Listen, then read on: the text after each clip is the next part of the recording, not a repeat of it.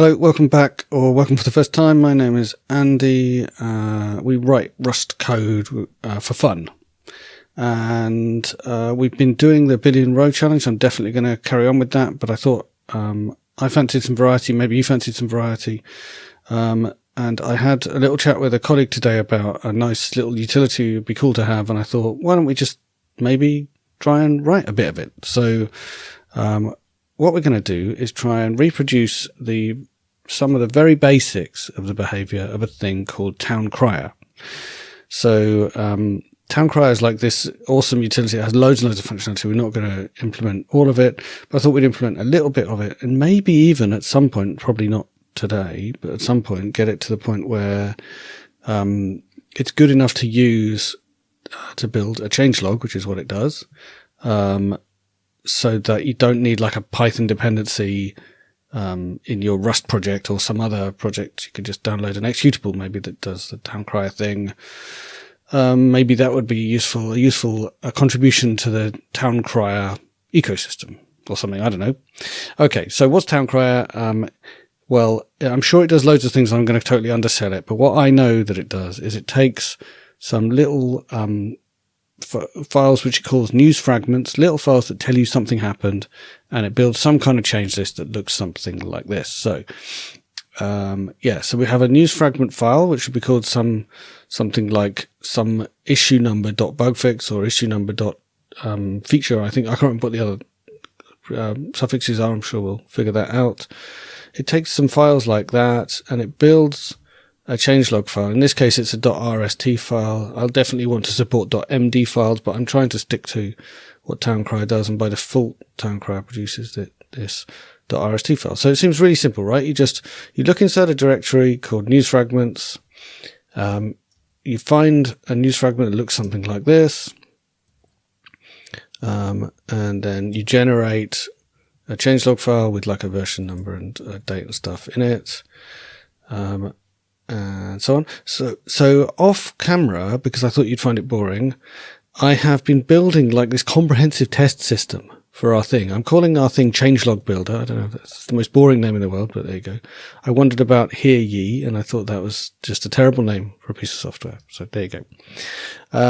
So I've been building these scripts that like create test cases. And what they do is they take a directory like this start directory here, which could have anything in it, and then they run towncrier in the copy of that directory, and then they record what happened and put that into a directory called end. And then I've got this other script called run testcase that runs our code, which so far does nothing, in a directory that's a copy of this, and then compares the output with this end directory. So at the moment I've only got one test. I've called it minimal, and all it is a 123.bugfix file and then an empty towncrier.toml, which is the config file name for towncrier. Like I said, we're going to be like as compatible with towncrier as possible and just see what happens there. I hope the towncrier people don't mind. It's like a tribute to them. Anyway. Okay, so we start off with this start directory. We run our code, and then we get some kind of end directory, and we compare it with what the end directory is supposed to be, which was created by running towncrier. So I've got all this hoops that I'm jumping through to build like a virtual environment so towncrier can run, which most people won't have to do. I've even written in the README about what you do about it. This doesn't work yet, but anyway.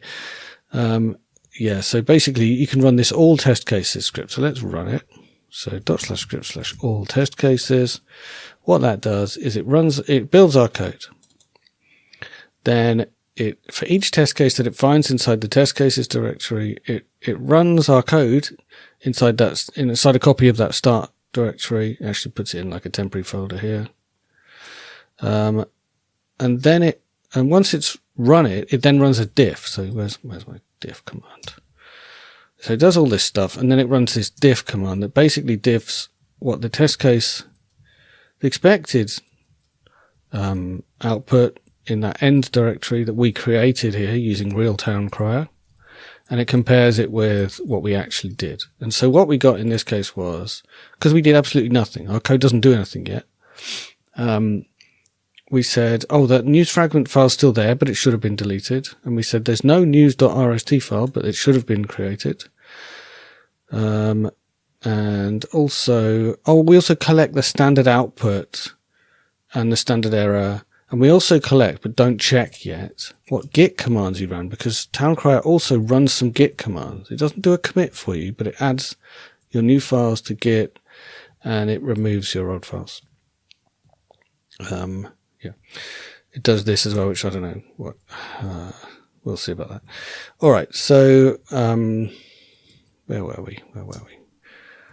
So we're at the point where we've got this test case. Like, it's not a unit test, it's a system level test. It actually runs our code, executes our binary in a temporary directory and checks what it does. And so currently what it does is absolutely nothing. And it doesn't print out this stuff that is what towncrier prints on standard out.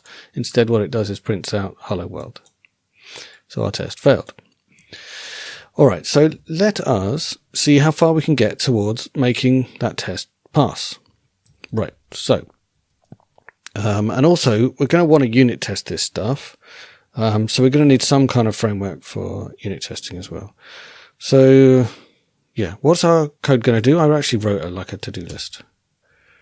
So, hang on, I had more of that. Yeah, there we go. Okay, so what we had was find the news fragments, create the changelog, and then delete the news fragments is approximately what we need to do. So let us, first of all, find the news fragments. So I'm going to imagine that we've got some kind of file system thing, with which can be fake or can be real. So my first thing I'm going to do is I'm going to make a file system, which is a real file system.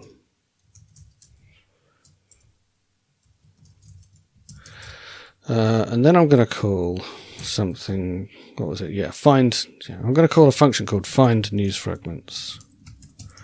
Pass in a reference to fs. In fact, I'm going to make this a mutable reference. I'm going to make this mutable because we're going to want to mutate our fake file system, so why not make it mutable? We'll get rid of our print for now. I'm not quite sure what we're going to return yet. I guess we're probably going to return a list of all the news fragment file names. So fragment file names, let's call it.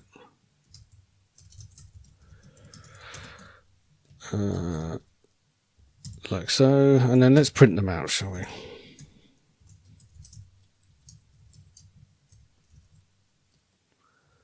I'm writing JavaScript. Right, there we go. All right, so we're going to need a real file system. We're going to need find news fragments to be able to take a mutable reference to some kind of file system. We're going to end up with some tests and stuff like that. So I guess let's make ourselves some files while we're here. So first of all, we'll make real file system.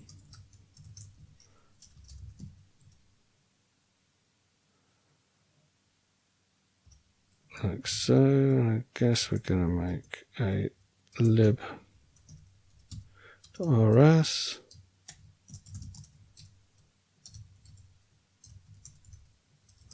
What did I call it? Did I put a underscore in there? Probably not. Okay. Now the lib directory exists, the Rust compiler inside my editor gets confused, so I have to restart it. Now I've restarted it, we're okay. So we're going to use I guess this is changelog builder real file system. Or maybe it's just going to be, yeah, I think we'll put, do I get bogged down? Oh, make your mind up. Is it 2 words or 1 word for file system?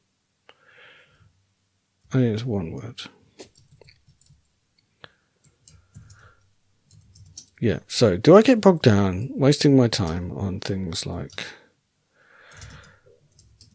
real file system, like so? Doesn't exist yet because we haven't made it yet.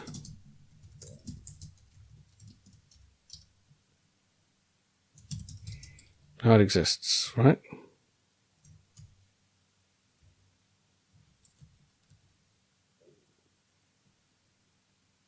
But it's not publicly exported from here. Okay. So now we can have a real file system. It doesn't have a new method. Won't let me make it.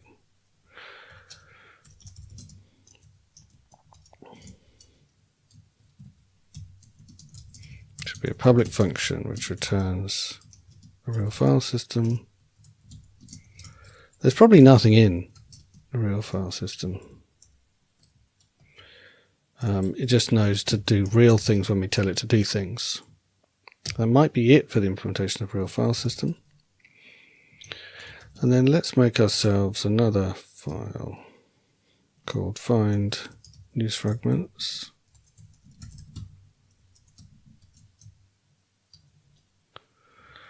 And let's export some stuff here. Pub use something like that. Inside here, we're going to make a public function.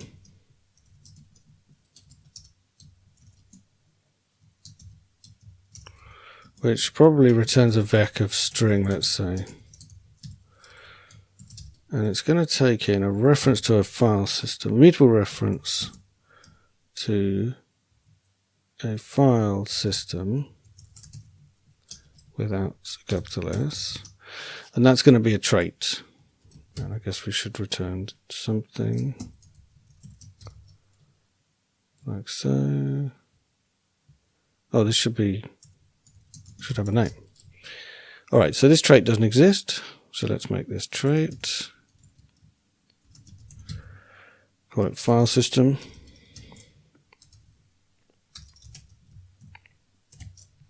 So all this fake setup is going to allow us to unit test, but should I be driving this system?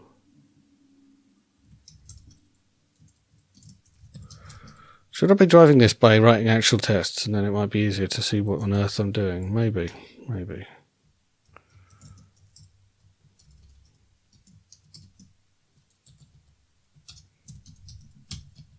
Okay, pub use file system.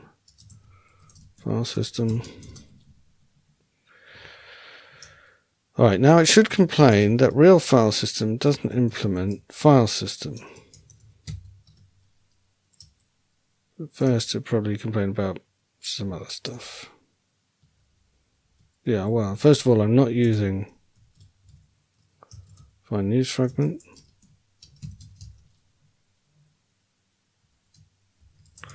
It feels like my editor compiler has totally given up on me.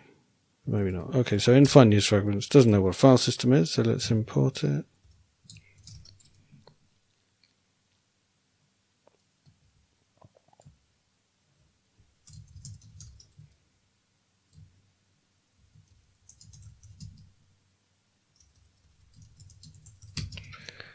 Come on. More sensible errors for me, please. Oh yeah, okay. Because I forgot to say, when you're using a trait, when you're taking something by trait, a reference, you're allowed to do that with a reference, but you have to say din. All right. So what happens now? So first of all, real file system is not a file system.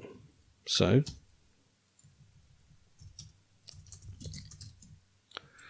currently file system doesn't say you have to do anything, so it's quite easy to implement. And now we need to just say print a debug version of when we run, it prints bracket bracket. Now if I run all my tests, look, it prints bracket bracket, but we were expecting it to print something else, like maybe loading template. Alright, so I guess we could fake printing out loading template, but will that be useful? And then it would be finding news fragments. That kind of could be useful. Anyway, So we've got a fake file system. We now need to implement find news fragments.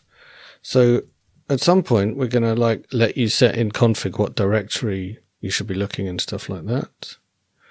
But for now, let's hardcode. Let's hardcode everything. But we're going to need some tests for what this find news fragments does. We get slightly less abstract at this point. Let's just say finds nothing in empty dir. So if we run find news fragments and pass in a fake file system, so we better make a fake file system.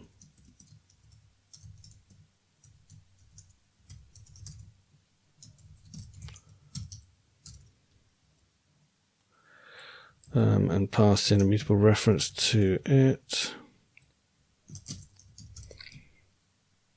Get back the answer.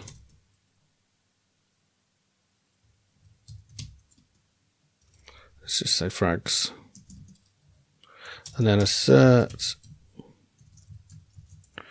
that the frags is the same as an empty array. So we need to make a fake file system for this to work. So this probably should be test code. So I think we can do something like this. To say this whole file is config test.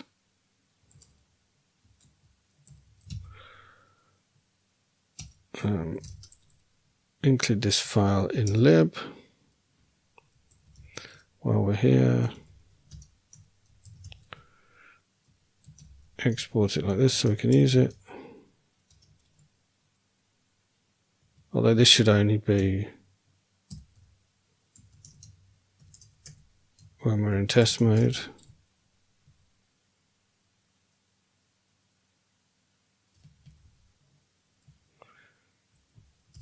I think. We haven't made it yet. Alright, so pub struct fake file system. And that implements a file system.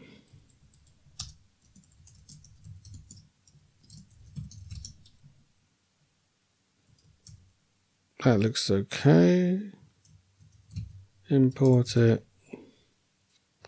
Needs a new method, function rather, like so. That should be enough. And when we run it,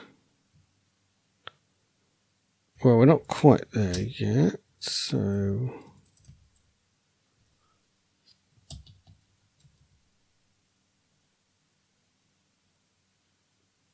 it can't. It can't figure out. Well, what if we did? Would that be better? No, it can't tell what type of thing this thing is. I guess.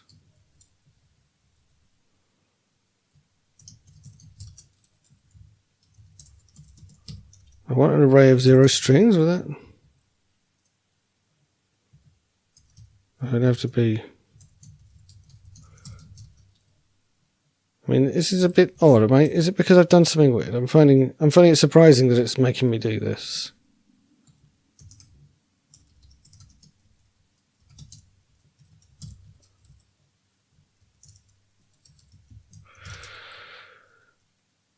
So that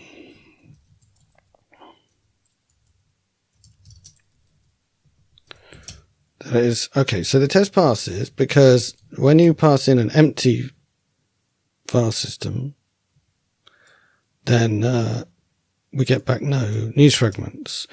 But maybe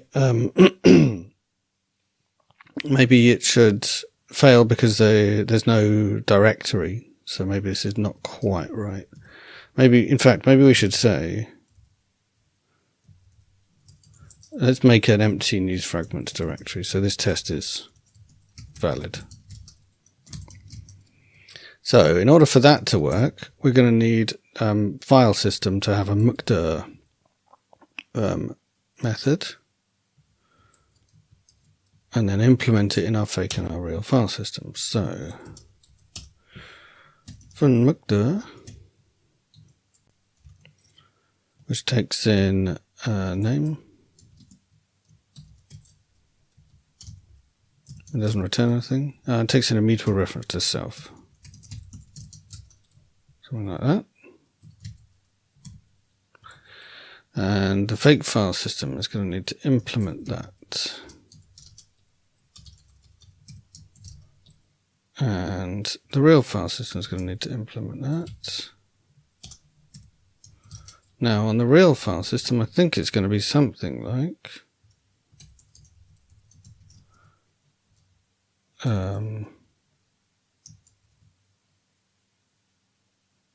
create the all, I guess.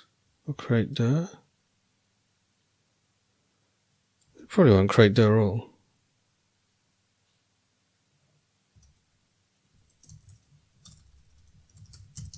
Something like that. Now that is going to have possibly going to result in an error. I guess we can have a std.io error for this.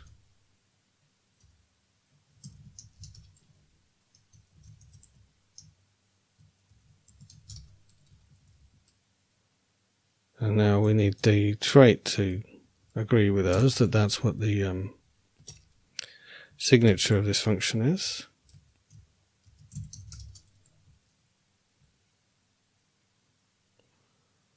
And the fake file system also needs to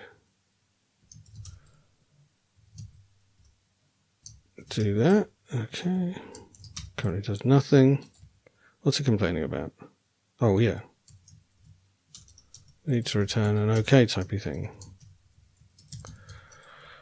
Like so. Now the real file system needs to.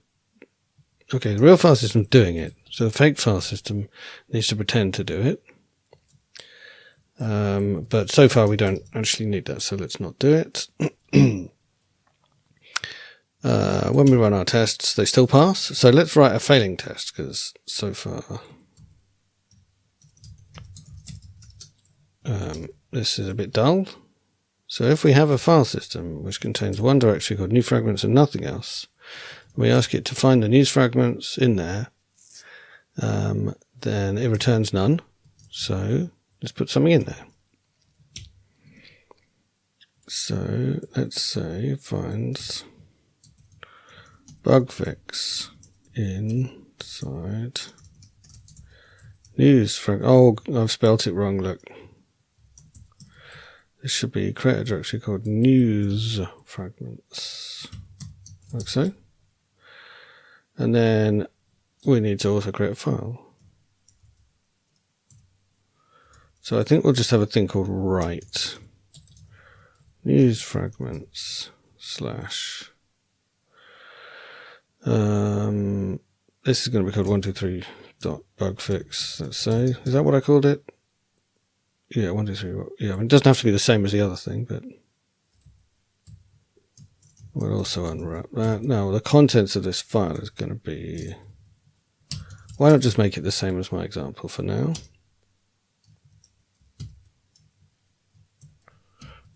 So by the way, these automatic test cases that I've created, so this is the start and end like this. What I'd quite like to be able to do is automatically translate them into Rust code that looks like this, like creates a fake file system and does all this stuff. So at some point we might implement that. The reason why that would be convenient is if we run the whole thing in fake land in memory, it's going to run way quicker and more reliably than using temporary files on disk and stuff like that. It's going to have fewer dependencies. So we'll be able to run our unit test. Anyone who's got Rust will be able to run our unit test without worrying about like having said and stuff. Yeah, I forgot to add that to README. So yeah, when in my create test case and my run test case, I do a bit of sed to get rid of the name of the temporary directory. So technically you need sed, so let's add that to the README. Bash sed. I'm going to do diff to run the test cases and to create new ones. It requires bash sed Python 3 and some more stuff. Okay, apologies for the distraction. Right, we're back. So we need the file system. We'll make the whole file system have write, not just the fake file system, because soon we're going to need it everywhere. So let's have write, which takes in the name and contents, and it just returns nothing if all went well. For now, that'll do. We'll see whether we change our minds about that. So real file system needs to implement that. And these days, I think there is an fs write, which does this. And this should be called path. They're writes, not name. And this should be called path as well. And also in all the other places, it should be called path.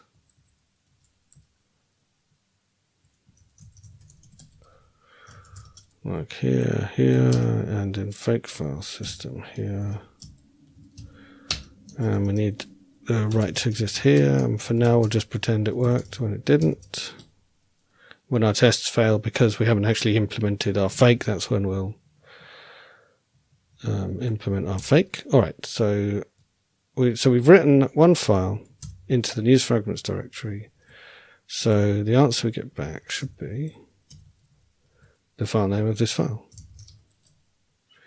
I guess maybe instead of returning a vec, maybe we should return them by type. So it should be some kind of all found news fragments. So when we create this thing, we have sections like bug fixes.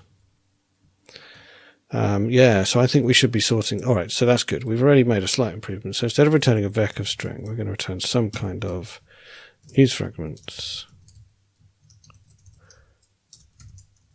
which I guess means this is probably a constructor that we've got here. Okay, so we'll get there. All right, so there's a struct called news fragments, and it's got some things in it. For now, we'll just have bug fixes, which for now is a vec of string for the paths of those things.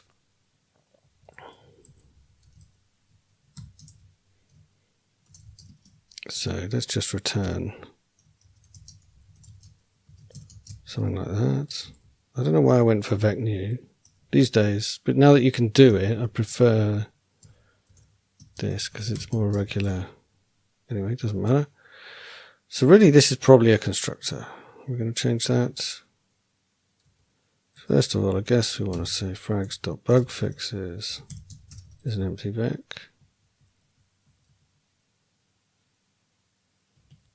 What if I just said this now? Still doesn't. Yeah, I guess it doesn't quite know. Fine. I hate that. Let's just assert that bug fixes has a length of is empty. Let's assert it's empty because I don't like what we're doing now. Okay, right. Is empty, right? Yeah. Okay, so, and this should be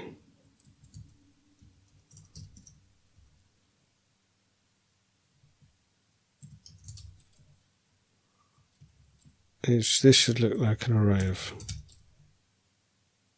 yeah, slice of things. Right. So it found news fragments. It found this thing, and it's giving us the full path to it, and it's classified it as a bug fix. That's what we're saying. So now our test should fail. Now we've got some errors. All right, so I guess yeah, the news fragment should implement debug for that to be happy.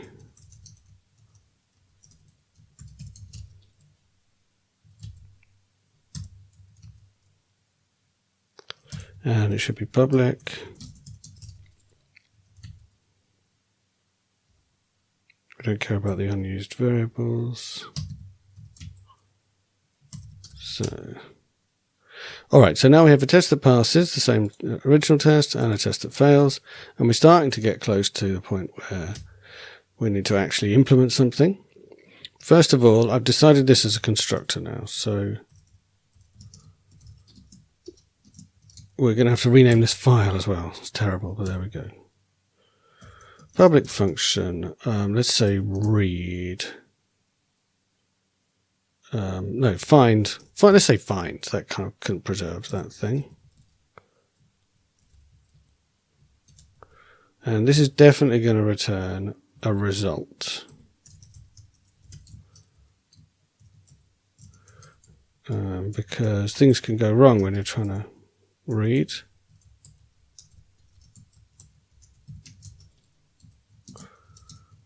Like that.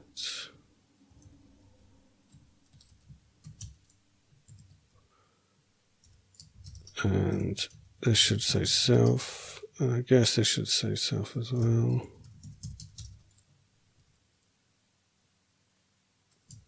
And I have to wrap it in an OK now.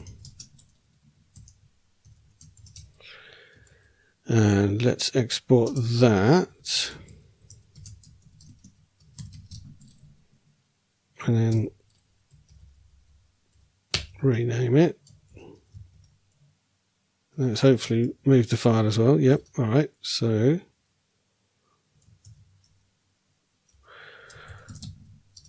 weird thing where it opens a new tab. All right, so this now should be news fragments. Find.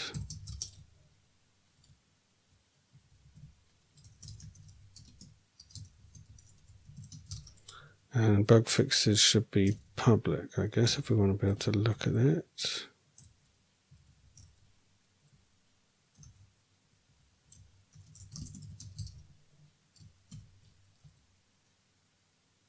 Oh, that's not the problem. The problem is it needs unwrapping. Does it not actually need to be public? I mean, I guess we're going to want to be public later, so it's fine. Okay, run our tests. No, we've still got problems.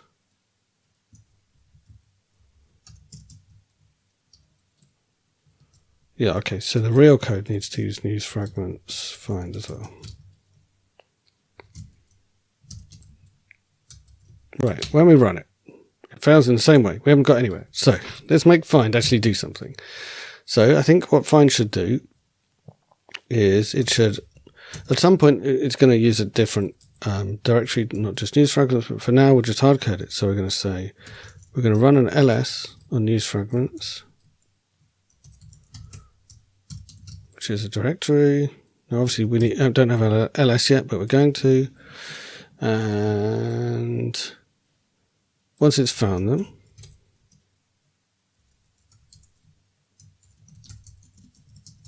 for now, it's going to use all of them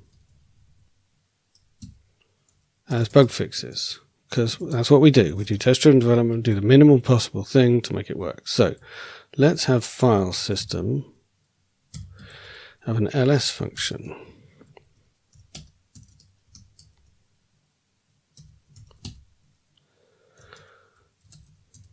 And this would be non-mutable, right? Because listing a directory doesn't modify the file system, let's say. Like, we might change our mind about that because we might want to like record results, and it would just be convenient if that took a mutable reference too.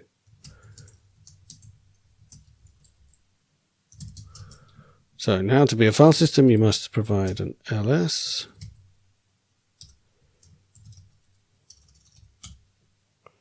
Oh, that doesn't return, it doesn't return bracket bracket, it returns a vector string. Because you're listing a directory. So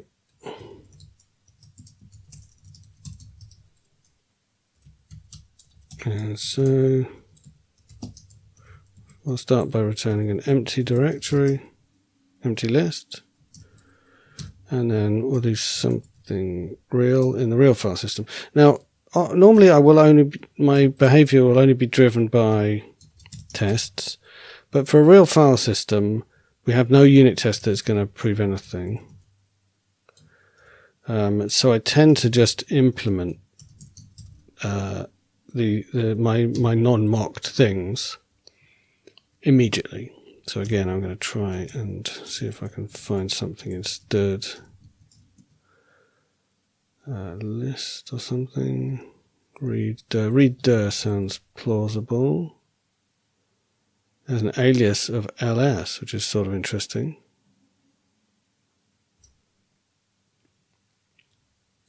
Returns an iterator over the entries within a directory. So we'll question mark it, and then we'll collect it, and then we'll OK it. Maybe that's good enough.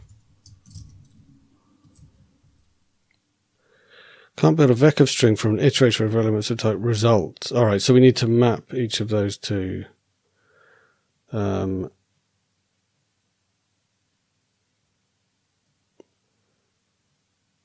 okay, so this is interesting because it collects can be pretty clever, because readdir returns a result of an iterator over results. I want to collect it into a result of, okay, if I don't wrap this in OK, collect the chance to convert it to a result of thing instead of a thing of result.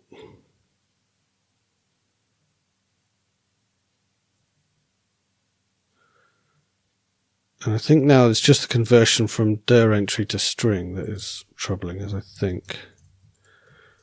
So dir entry. Oh, it's an okay. It's a result, but that's okay. We can do that. If we return path and then into it to str.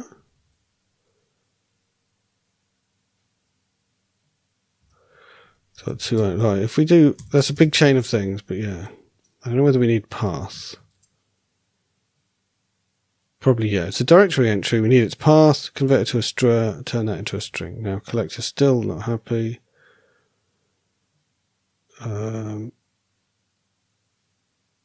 Oh, okay. Because toStr returns an option. Yeah, okay.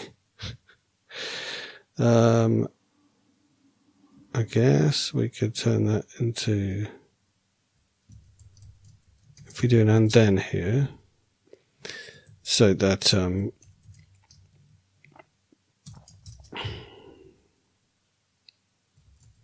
what's the method on an option that turns it into an error if it's, is it okay or maybe? Yeah, okay or. And this will be some kind of std.io error, because that's the only error type we have.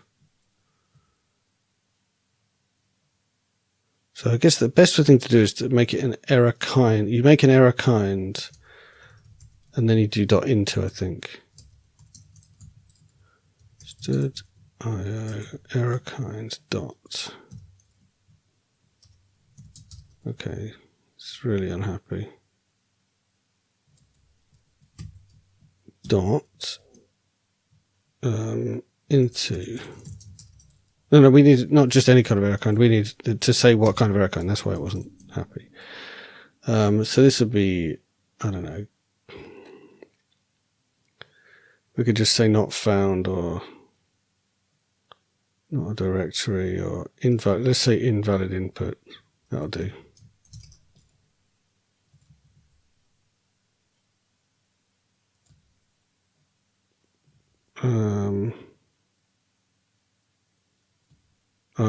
Okay, let me do. Okay.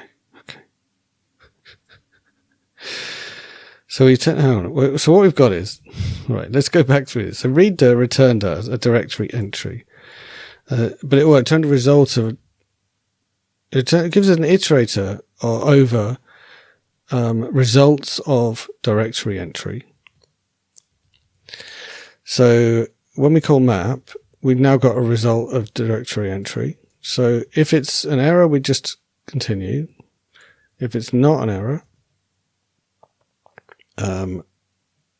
then we do the next thing, which might return results with it. So we get given the actual directory entry, and then we were going to return a result ourselves. So we ask for the path of the directory entry, gives us back a path. We ask to convert it to a str. If it won't convert to a str, is there some kind of two-str lossy? Yeah, okay, two-string lossy is better. That's better. That's exactly what we need now. Okay, all right. So now we need, that doesn't even need to be an and then now. It can be a map. So and then returns a result, takes a closure which returns a result, whereas map just takes a closure which just returns the thing because it can't go wrong. That's the difference there. All right. So I was really hoping collect would work now. Oh, it was two-string lossy returns a cow. Okay. Can we just say to owned on that? It returns. Will that return a string? No. What is the method on a cow that just gives us just a string?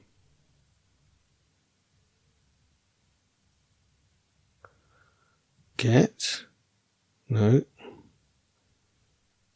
This is all the methods on the thing inside the cow, isn't it? All right, let's look up.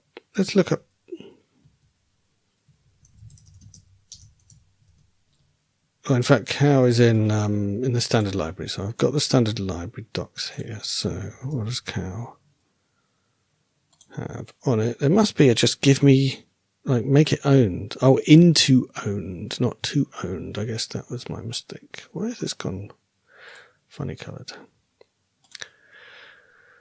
All right, so into owned, like so. We're finally there. Okay, so after a lot of struggling, we call readdir. Readdir gives us back a result of an iterator of directory entries. We get rid of the result by just question marking it away, so we'll immediately return if the readdir failed. But then each of the things in the iterator is itself a result of a dir entry or a std.io error. So we need to call map on it to do anything with it. If it's an error, this iterator remains, after this map call, it remains an iterator of result of something. But once we're inside the thing that's not an error, then that's when we get inside map. So now we've got a dir entry. We need the path, because that dir entry probably tells us some other stuff. We just turn it into a string, which actually returns a cow because it doesn't copy unless it has to. And we just say, no, please copy it. I want an actual string. So now we've got an iterator of a result of string or error, and we call collect on it. And what collect is clever enough to do is turn an iterator result into a result of iterator. So the first error it finds becomes an error that it returns. I said result of iterator, but I meant a result of whatever thing we asked for, which in this case was a vec. So do you believe me that works? I mean, I have no tests for it, but I guess we'll find out with our real world test is to test exactly whether I've broken this kind of thing. So hopefully that's all right. Now I've realized I need my Rust format or I'm going to go mad. So let's copy in rustformat.toml, which has appeared down there now, which means when I save, hey, my file is 80 characters wide because my rustformat.toml, just to finish off, has a max width of 80. All right, so what did we do? We made the real file system. Let's close up some of these test case stuff. We made the real file system implement ls. The fake file system doesn't yet do anything useful. Soon we're going to have to fill all this in, otherwise our tests are going to be meaningless. So our news fragment thing. So we need to question mark that because it returned a result. Now we can put in the file names we found by listing the directory and say they're all bug fixes for now. When we run our tests still fail because our fake file system is lying to us. So finally we need to actually do something in this fake. So our fake file system is going to be, I think it's just going to be a map of directories and files going to be, no, they're going to be the same. So it's going to be entries, which is a hash map of string to string. That'll do for now. We need to bring in hash map. And it's not going to be string to string. It's going to be string to fake file. Or fakes, I guess there's a fake entry. Struct fake entry. No, enum fake entry. Because it's going to be a file or a directory. File and its contents or directory. And it's going to be a vec of string, I think, inside a directory. Like it's going to be a list of everything that's inside that directory. I think. Or is it going to be just nothing? Hang on. Or are we not even going to have directories represented in this file system? Good question. Let's represent them, because in a real file system, you can't just create a file without first creating a directory to put it in. So we could probably want to represent that. We could automatically create one for you, but that can get painful. So let's imagine that there is such a thing as a directory, but there's nothing in it, really. So in order to create one of these things, we need to have entries exist, like so. And then we better do some stuff. So self.entries dot set put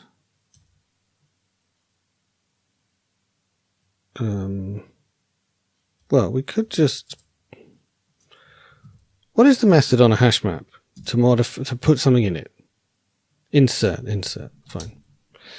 So we're going to insert at path a value of directory type. Now that's fine, except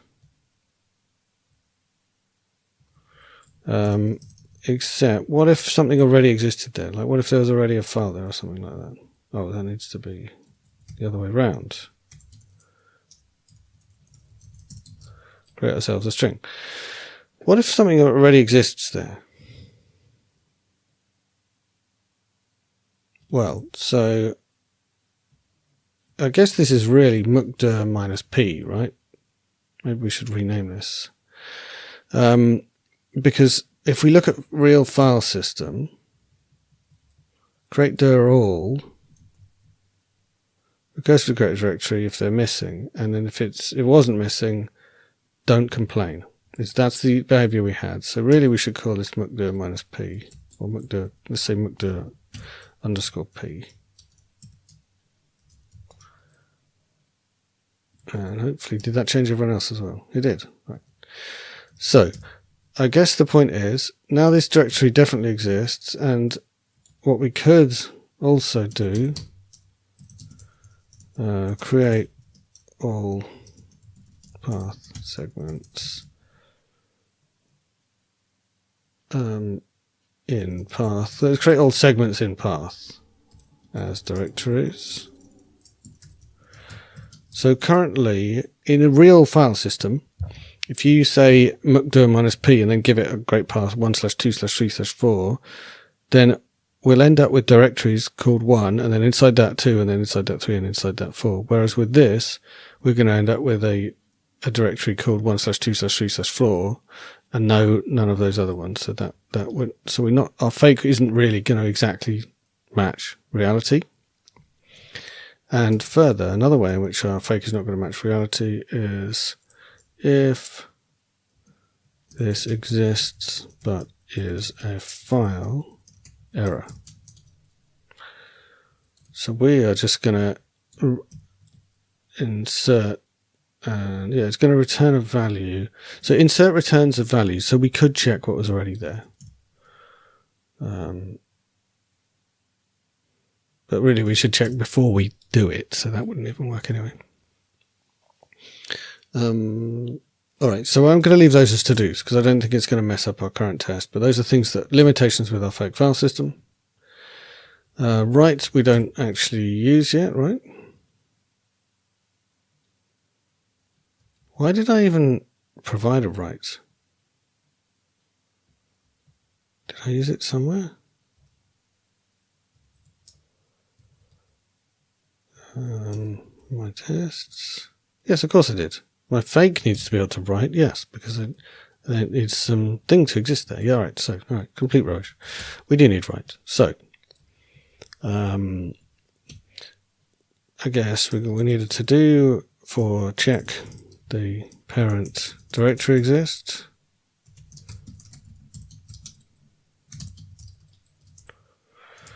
But we won't bother with that yet. And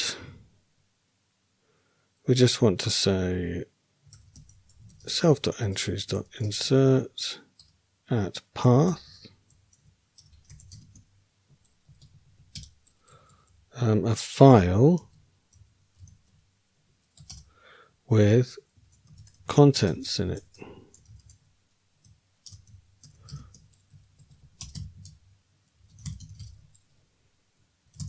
Simple as that. All right, and then ls needs to list all the files that match the thing. So to do check the directory exists.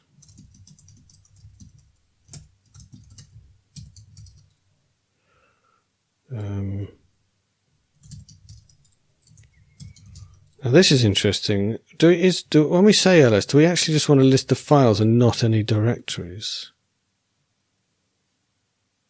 I guess we can just do that too.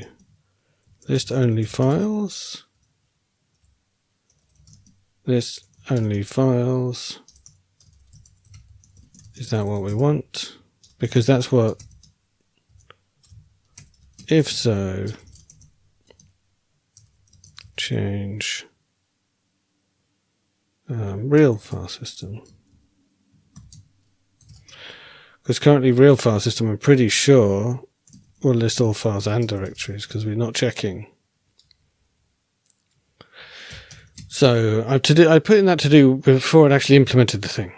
But what we need to do is look at the entries and we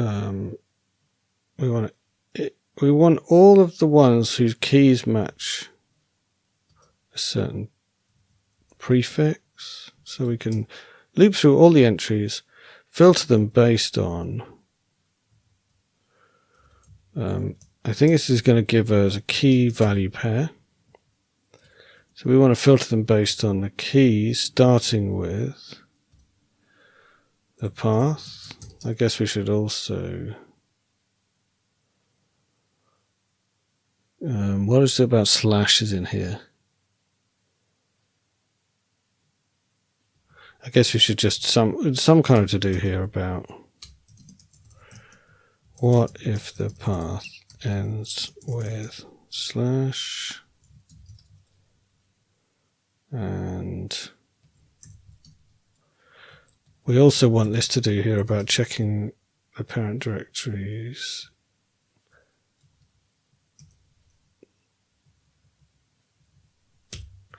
Check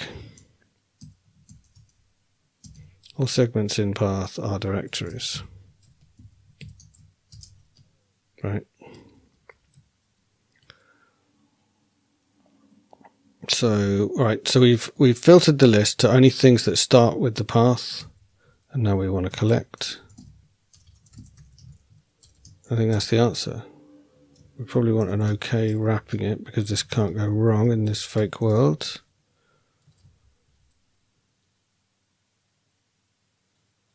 Oh, yeah, okay.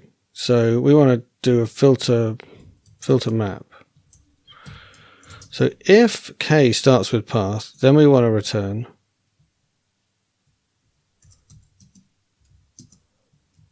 the value cloned. Otherwise, we want to return none. So what filter map does is given a function, it calls that function on every item. If the function returns some, then it's included. If it returns none, it's filtered out in the iterator. So, we're returning a reference to fake entry. Oh, of course we are. Of course we are. So we need to do some kind of match on V, because there's two possible things that V could be, because V is a fake entry. And we only want to return files. So in there are the file contents, which we don't actually need. We want to return K, I think. If it's a directory, we return none, because we don't want to be returning directories. Now, is that at all sensible? All right, so vector string can't be built from an iterator over elements of type string, so we're nearly there. So if we clone K, so we had a reference to string, we needed a string, so now, hopefully, ls. Why is ls so difficult? It's difficult in the real world, difficult here. But yeah, what we do here is look at all the entries, iterate through them. That gives us an iterator of pairs of key, comma, value. So then we do a filter map on that to say, if I return a sum, keep it. Otherwise, if I return none, don't keep it. And then what the callback does is checks that the file name, which is what K is. Let's rename this. File path. And V is let's call it entry. If the file path starts with path, this is also a bug to do. Don't match partial file names that start with path but are not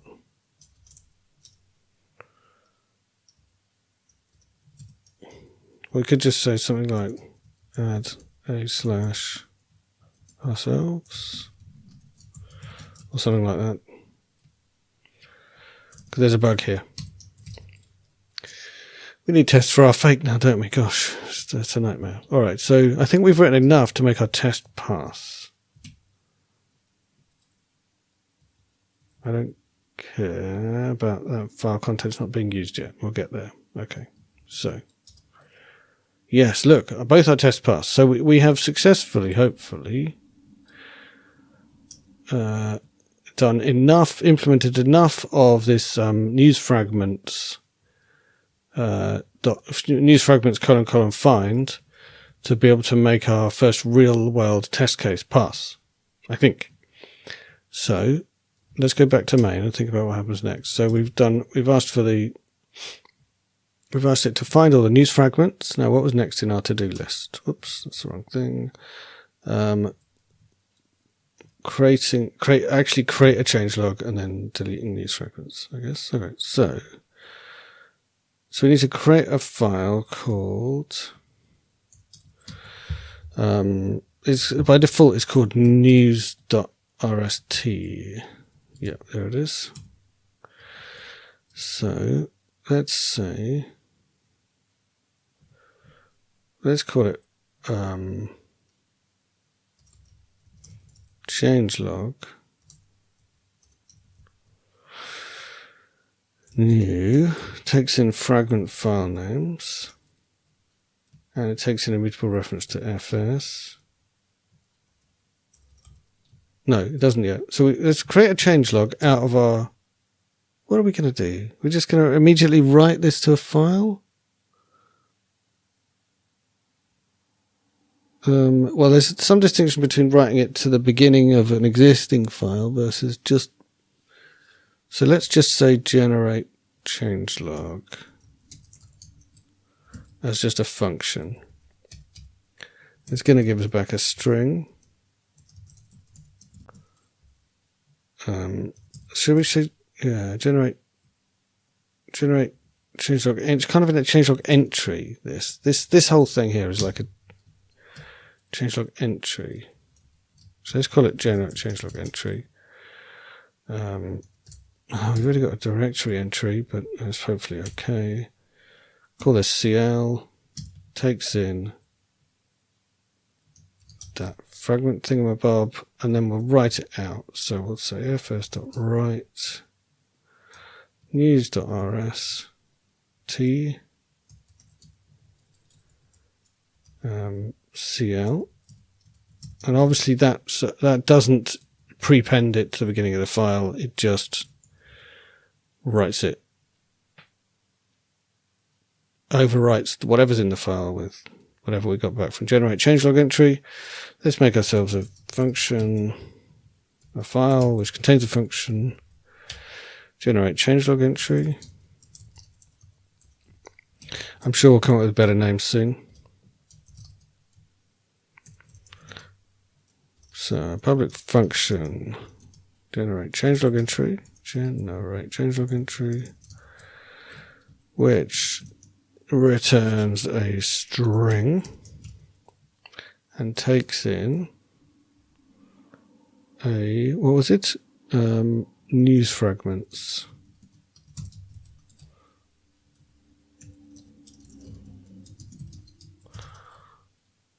Oh, and it's also got to take in a file system because it hasn't read these fragments in yet. Okay, so let's do one thing at a time. Let us expose this.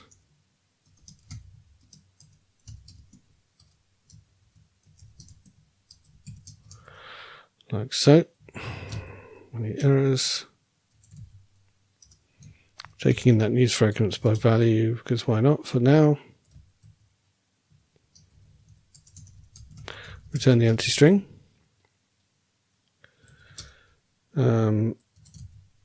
Import it here.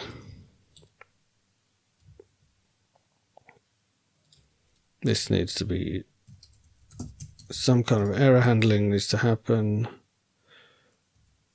Failed to find fragments. We'll have error cases in our real cases hopefully at some point. And we don't need to print that anymore. We've actually written something to a file, so that's better. And again, more error handling here. Failed to write news.rst. So I've gone, like, this is very me, right? I've gone all in on making it unit testable, and then I've just completely hard coded stuff like the file name here. And that's the way that works for me, I think, to just progressively widen the problem, like the solution from something that works to make it work better in different situations, and all the way through always having tests that really check that the thing I've done so far actually works. So I don't know. Like, I genuinely write code like this. I'm not just doing it for you, and it really works for me. All right, so let's just do, for now, single fragment. I don't know what to do if there are no fragments, so I'm just going to not think about that yet. So let's have a news fragment called frags, which is, doesn't use find. We're going to create one. I think we'll just manually create one.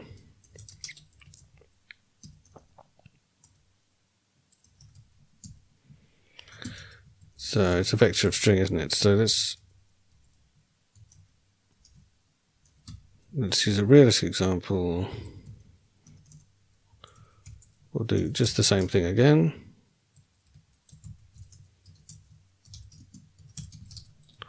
So we've got ourselves a news fragments, and then we call generate changelog entry.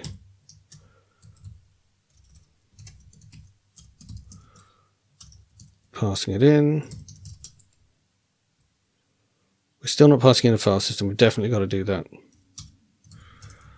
because we're going to need to assert that the answer that comes out is going to look, I guess, look like our example here, isn't it?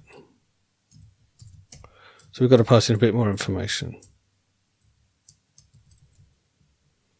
It's going to look something like this.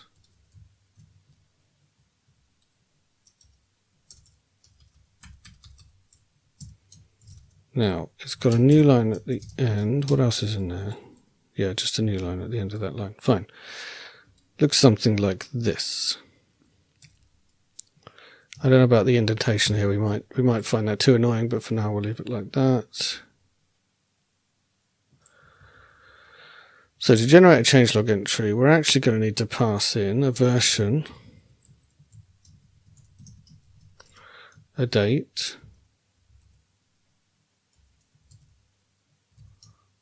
and the frags, and a file system.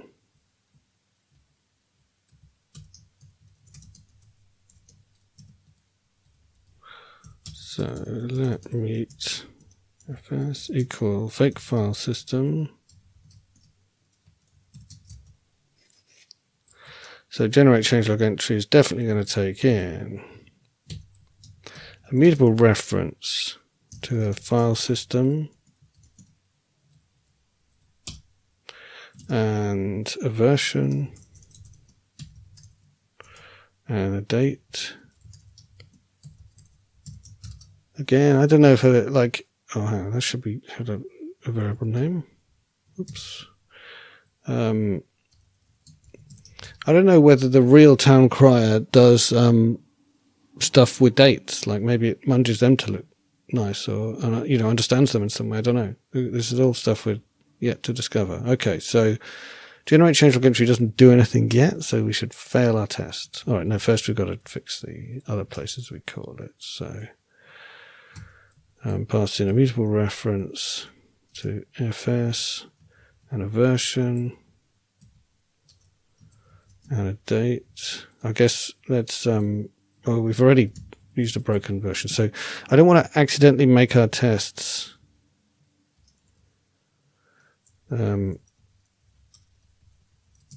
like our system test passed by just hard coding the correct answers, so I'm hard coding some wrong answers here for now,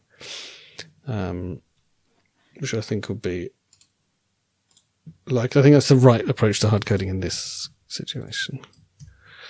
We can hard code things to make our unit tests pass, but if our system tests are passing, it probably should be because something actually works. All right, so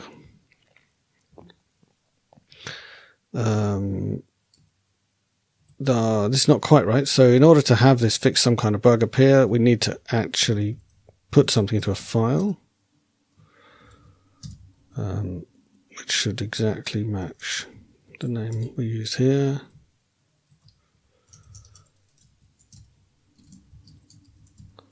Fixed some kind of bug, full stop. And that should, again, we can just unwrap here because we're in a test. And our test fails because nothing happens and we're expecting a whole load of stuff to appear here. So I guess we can do the easy part, like that immediate title, can't we? So let's do, so the title is going to be version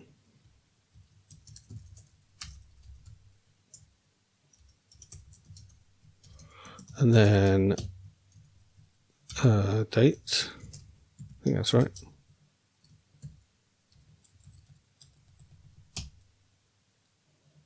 version date. And because we're writing restructured text, then the next thing is going to be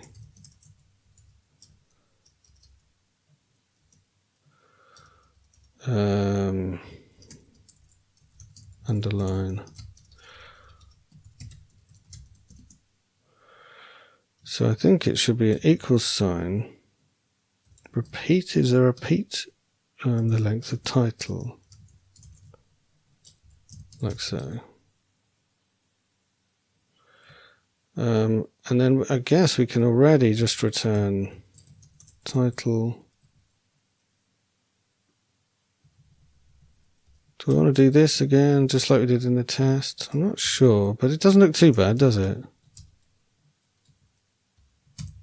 Something like that. Oh, I did, you're right. Well done.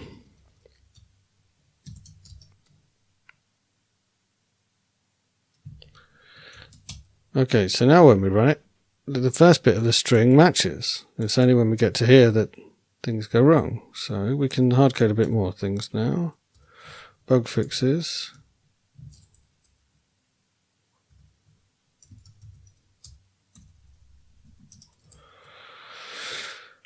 And then I guess then we're going to say bug fixes. We're going to somehow make a thing called bug fixes. Let bug fixes equal. Well, let's make a vec of all the bug fixes and then join them. So first let's make a vec of all the bug fixes. So we can say frags dot bug fixes dot iter dot map. So we get given just a bug fix description. Oh, I tell you what, we haven't remembered. We haven't done this right. All right, we'll get there. All right, so for now we'll just say, we'll call it just its description. We'll call S, and it's going to need, how does this look? It's going to need to be another format. And at the moment, all we can do is put a dash before it and then put the S in. So now we need to collect it into a vec. Collect, if I can type collect. Like so. Vec of string. It'll tell us if we've done that wrong. And now we're going to just reuse the variable name to say join them up with new lines.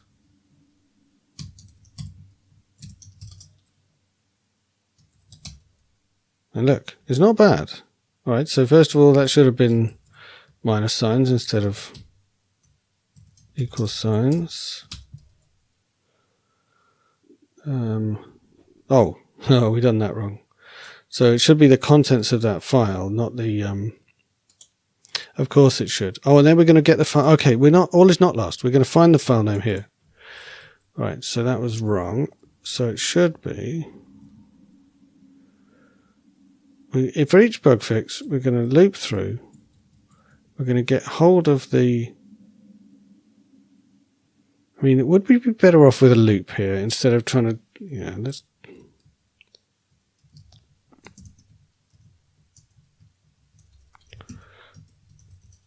In fact, let's make it... We know the size of this vector, so that's... We can with capacity it, because it's going to be frags.bugfixes.len. And then we're going to loop through for b in frags.bugfixes. Now, when errors happen, the reason this is easier is because when errors happen, we don't have to use all kinds of cleverness. We can just bail out when an error happens. It's probably easier to read, hopefully. Maybe not. We might change our mind again. So what we're going to do is read the file. So let contents equal fs.read Do we not have a read yet? I don't think we have a read yet. So we're going to read in the file with file name B,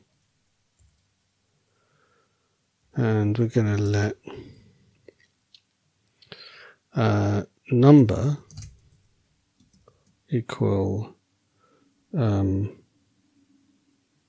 issue number based on B.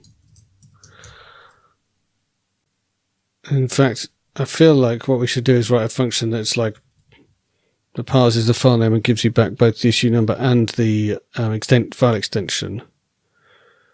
Since we're going to need that, let's do that. Let number, oh no, it's got to be here. Let number comma ext equal. Hold on, no, wrong. So we'll just have a function called issue number, which finds out what. So the reason I'm wrong is because we already know it's a bug fix.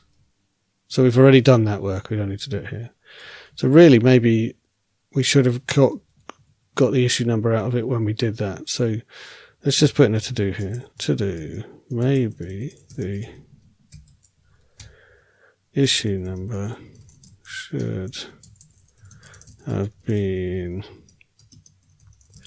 figured out when we decided this was a bug fix.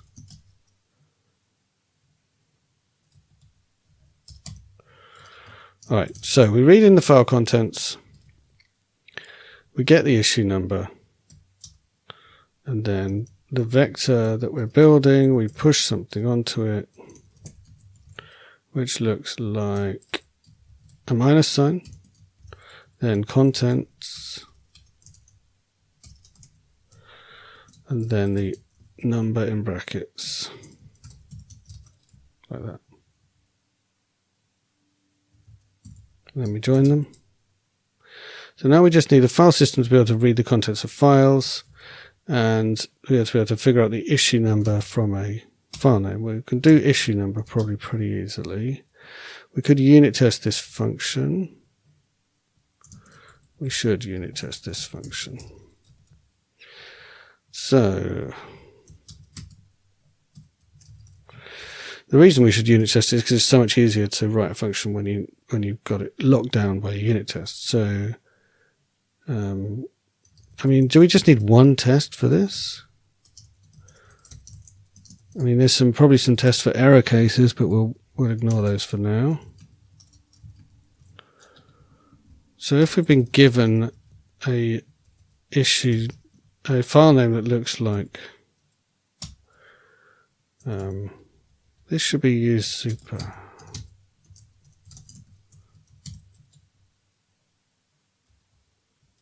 Which means we don't need any of this stuff.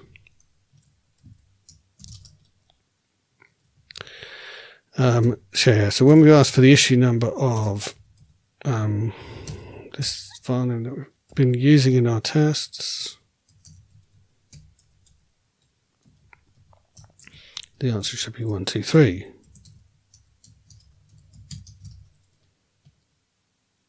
So issue number should take in a str, shouldn't it? Which means when we call it here, we'll pass in a reference. And implementation of issue number. Let's have it fail for a second, and let's make our other thing exist. So file system should have a read method. Where does it go? What order are these in? Who knows? So for now, we'll take a reference to self not mutable and the path, and we'll return a result of string or error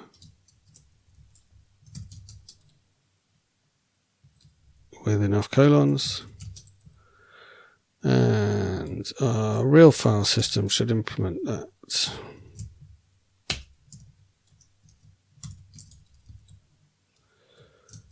And what should it do? I think there's a std fs read. There's also read to string, but I think read is... No, we want read to string because we want to get back to string. Okay, so I think it's as simple as exactly. So far I'm pretty pleased that the implementations of these functions are very small. This one is a bit bigger than I'd like. We might change it, but yeah, basically because this is untested, it should be really small. We still haven't really got I haven't got a way of confirming that the fake file system and the real file system do equivalent things. We're just trusting that we're clever enough to implement the fake file system reasonably well. We're not, by the way. We're gonna completely screw it up for sure. So here we just look for the entry with that path and return it. So that'll be a... Yeah, so we need to get it out. So yeah, so first of all we get back an option. So we want, so if we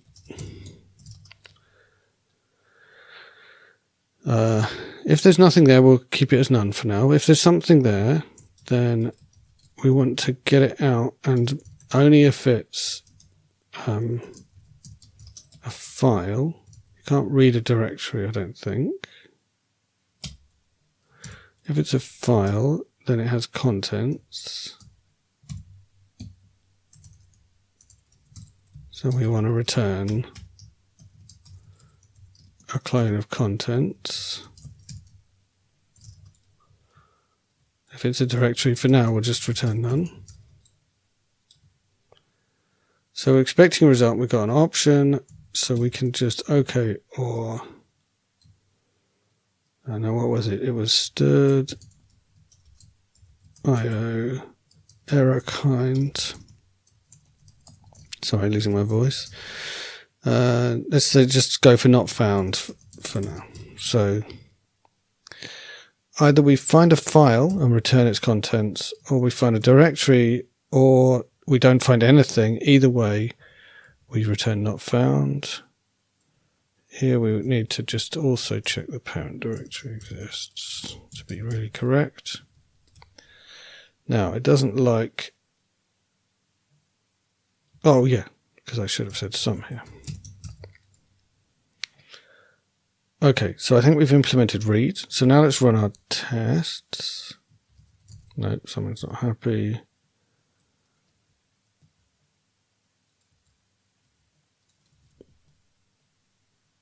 Okay, this should have been question marks. This should have passed in a reference to a string. Generate changelog entry should return a result.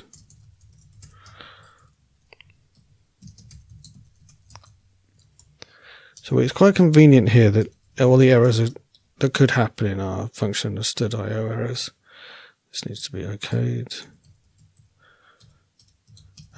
Like it never happens that all the errors that your thing could do are std.io errors, unless you're writing a command line tool like this, in which case maybe it would.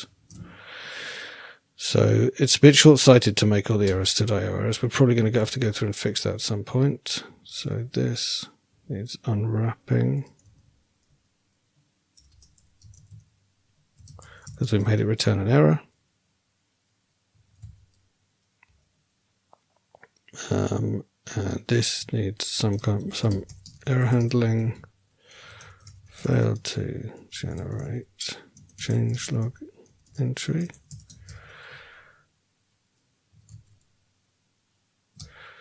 We haven't implemented issue number yet. So a couple of things failing. Can find issue number failed. Yep, and they're both failing because of this to do. So now let's implement it. I think we ought to be able to backwards find a slash.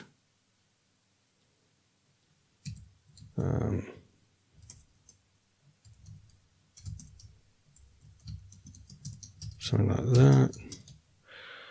So we either found a slash or we didn't. If we didn't find a slash, I guess we start from the beginning. And I guess we'll find a dot as well. We should find a dot. But we could do something like match on if there's a slash and a dot. I guess we want something like this. So hang on, what if the slashes are... So we want to find the dot and then look for a slash in B up to dot pos. If we didn't find a dot, this is why I write unit tests. If we don't find a dot at all, then I guess there's some kind of problem.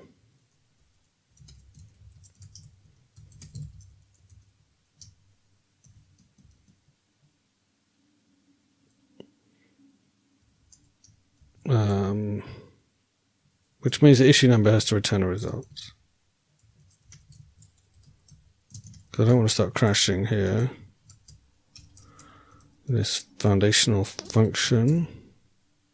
Now, it's a perfect example of why std.io error is not an appropriate error to use here.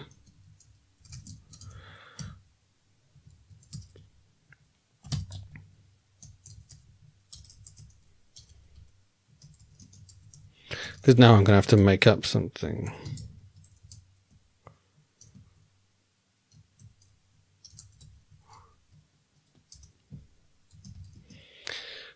So it's something like invalid input, right? It's like invalid file name. Let's go for invalid file name. But it's terrible. Because we're not actually saying, like, we should be providing some kind of useful information about what the file name was or something, and we're not. So, to do better error explanation.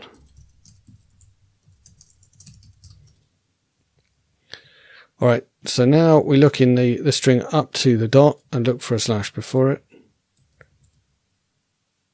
I mean, this is kind of wrong. This is the wrong way around. This is the wrong way around. Fine.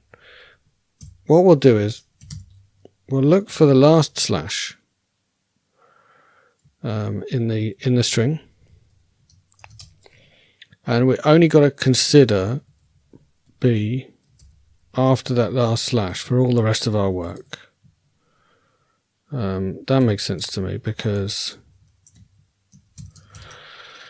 that's the more the way things work. And if there wasn't a slash, then we just say the beginning of the string, right?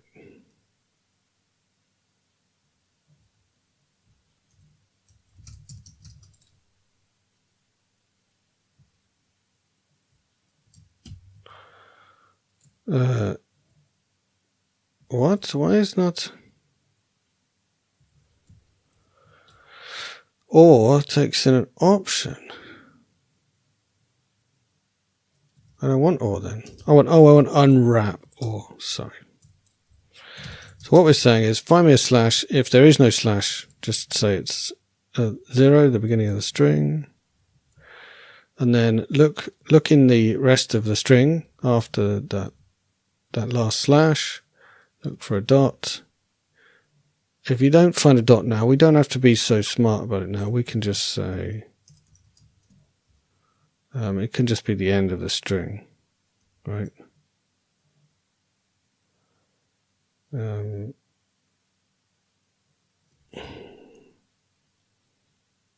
Well, this is annoying.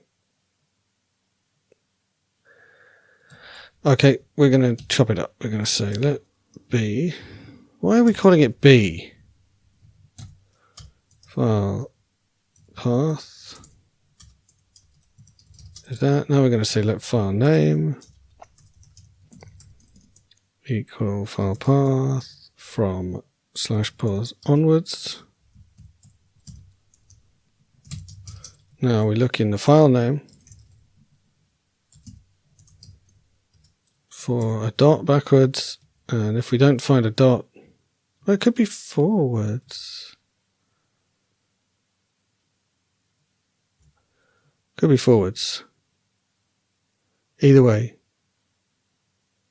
if we don't find it, then we want the end of file name. So the reason I split it up is now I can name file name. Now that file name has a, oh, there should be a slice like that. Now that file name has a name, we can then name it here and say I want the length of that. Fine. If you don't find a dot, assume it's right at the end.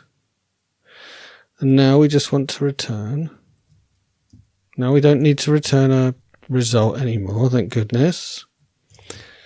Because I figured out a kind of infallible way of doing something. And then we just return file name up to the dot.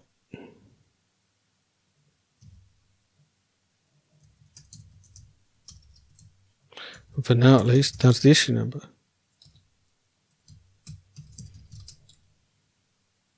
Well, that we need to take ownership of that. Like that. Okay. What are you moaning about? Don't need format anymore. Any more warnings? Don't need read to string, apparently. Oh, because we're using the full path. Fine. Alright, so let's see what tests we're passing and failing. Still failing 2 tests. Oh, there's an extra slash in here because we did it wrong. So this is why we write unit tests. Totally vindicated. Told you we'd get it wrong. So issue number needs to go from /pos +1 to skip the actual slash that it found. Which means in this case, oh, then it would need to be... Can't do this anymore. So instead we have to do...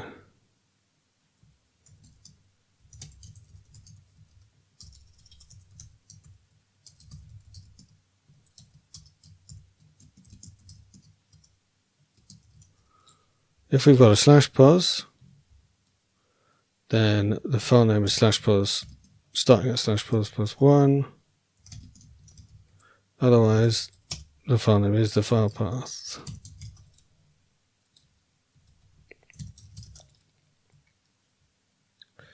And the slicing this side works fine. We've found the position of the dot and we go up to, but not including the dot. Alright, so can find issue number is finally passing. And we are very close. I think the only thing we got wrong is we didn't have a hash. So let's put a hash in our... where did we do that? Just before our number. Alright, all our tests are passing. So we've done pretty well. We've made ourselves... In our main method, we have actually written a news.rst. What we haven't done is deleted all of our fragments. We can do that. And we haven't printed out the right stuff. So let's try now running our tests. And...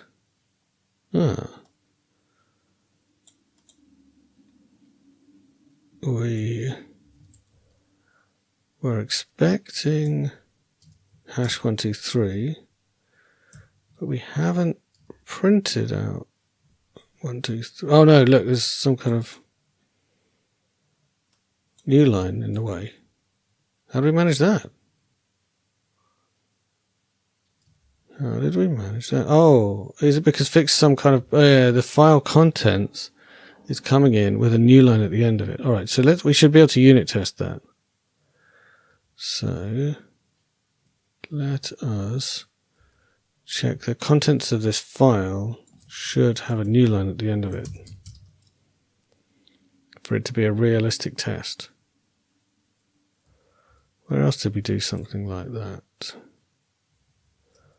Use fragments. In this case, we're not actually using the contents of the file, so it probably doesn't matter, but we'll put it in just to be absolutely sure. All right, so when we read in our file contents, we actually want to slice it. Something like that. We need an ampersand.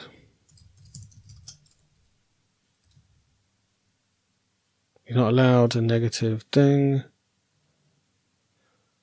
That was just I just have to do it a less nice way.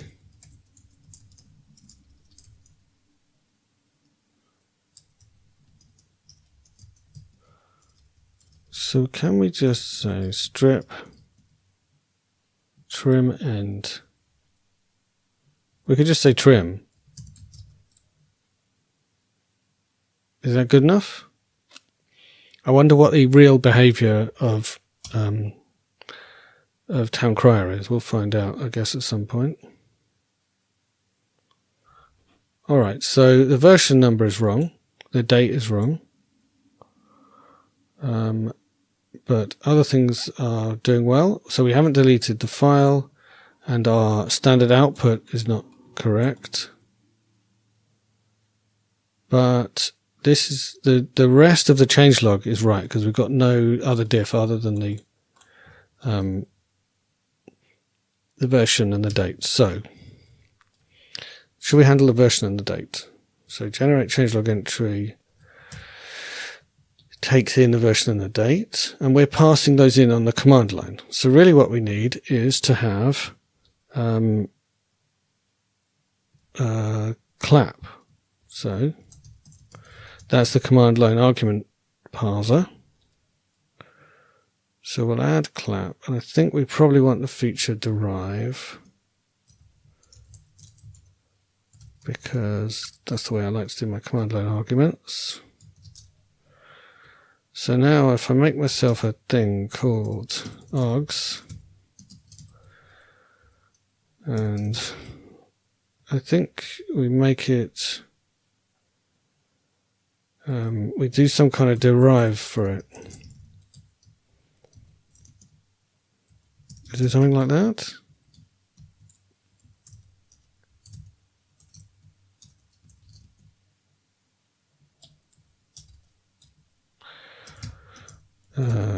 I think clap has stuff in it, right?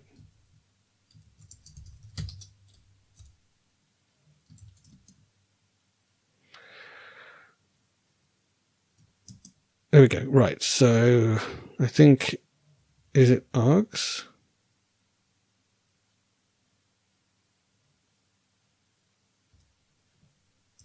So let's call this command line args, derived from args, something like that.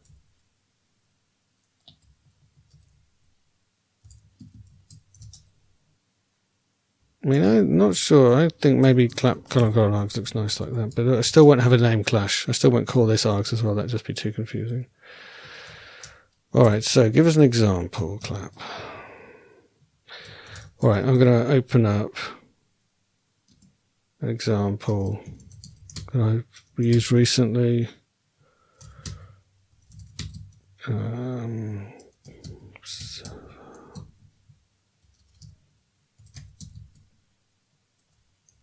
Pretty sure this has some kind of command line arguments in it.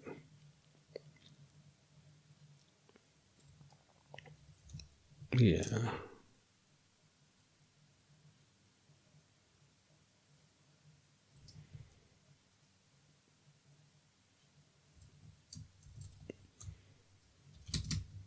Config. Here we go. Oh, it derives parser. I guess we should do that too.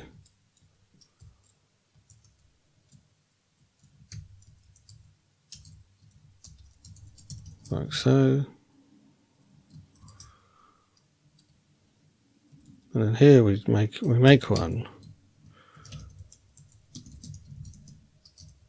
like so. And then we need to just provide args.version.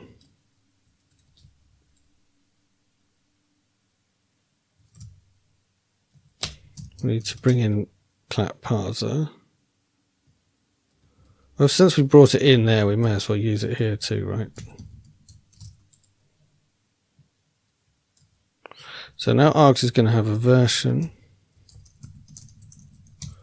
And it's going to have a date. Hopefully soon. So let's just double check how we actually run the command. Yeah, we say minus minus yes, minus minus version, minus minus dates. Those are just the arguments that we have to give to towncrier to get decent output. So we're like copying them here. So I guess we need a way of saying not providing that minus minus yes and checking what happens there. But yeah, so add a field, and also I'm going to add a yes here as well.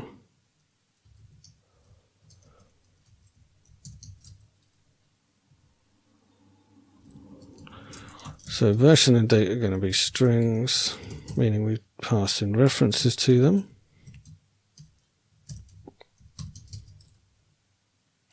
Yes is not actually going to be used. Now, when we did it, we had to do something like this.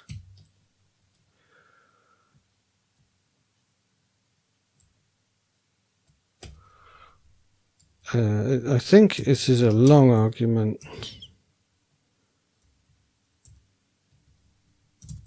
And this, I'm not sure whether arg is the right word for.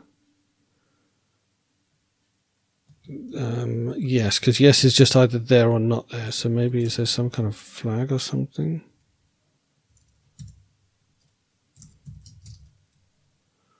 There needs to be a way of saying this version requires you to say what version, and date requires you to say what date, whereas yes doesn't. So I guess we need the clap documentation, which will come up here when that doc build is finished.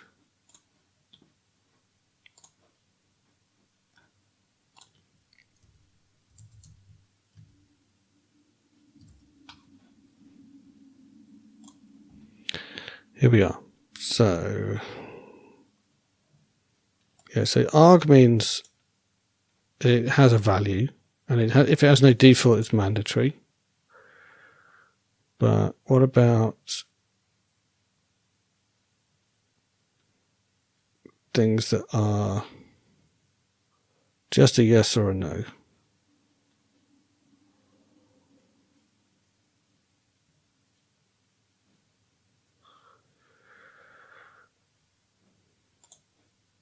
Is there maybe some other stuff we say here that says that?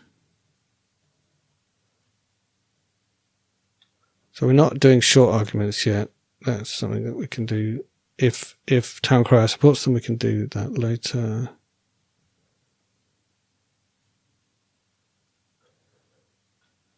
Okay, yeah, debug.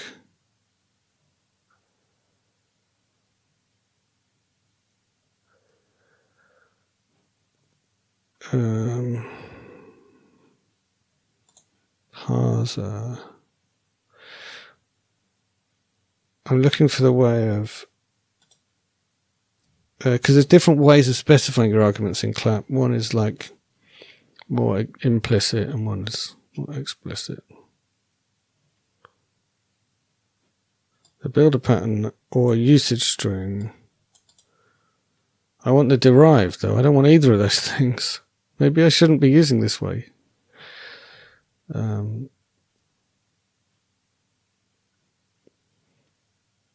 So many ways to do it. I think maybe it's something like, because I haven't provided a value. I don't know. What happens when we run this? Should say you haven't supplied version or date, but why does it say yes is okay? Oh, I guess it's just the type of it that sorts that out. Okay, so now I haven't supplied version and date. So if I supply version and date, it will pass them on. I think maybe we've done it. Have we done it? Let's run it. Failed for some reason that is not. I guess if we look at the standard out, we'll like something. So we should need more information. So when we run a test case and it fails, I guess we should print out the standard error and standard output from it. Which I think we can do. No, because we don't actually know what directory it used at this point. So I guess what we can do for now is not redirect standard error and standard out.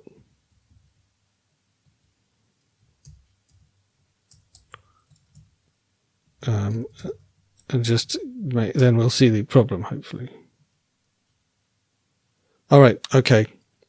I did it wrong. So we're actually providing a build, and then inside that there's version and date, and that's because that's how towncrier. Like towncrier actually defaults to build, but we're just not doing that default yet. So we need to be a bit clever. We need to have a sub command. So commandline args just has a sub command, and then there's another struct, which I can't remember what you do, but this is the build args.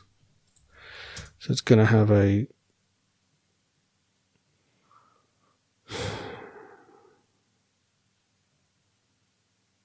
command line args is an enum, which is, oh come on, we need to look it up. Okay, so subcommands. Is it called a subcommand? That's the first question. Sounds like it. Look, subcommand. Deriving.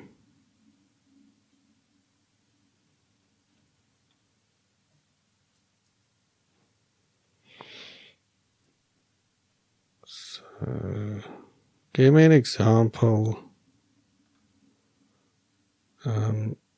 All right, I know of a project which is the MX project, which uses subcommands. So I have that code. So I think.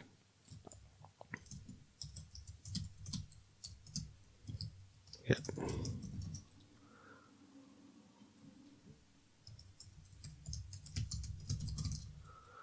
If we pull the MX, okay, what have I got?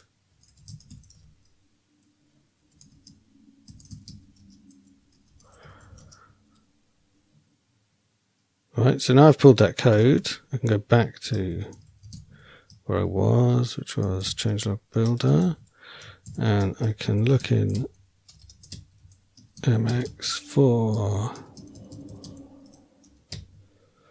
args. Here we are. Right, so we have some options and we also have some subcommands. So here's an example of a subcommand.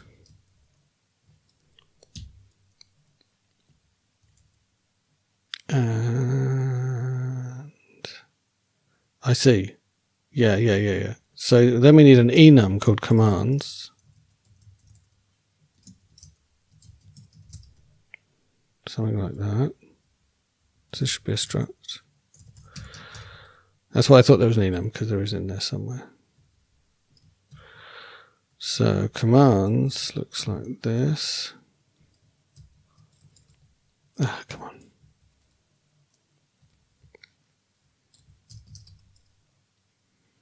It derives subcommand.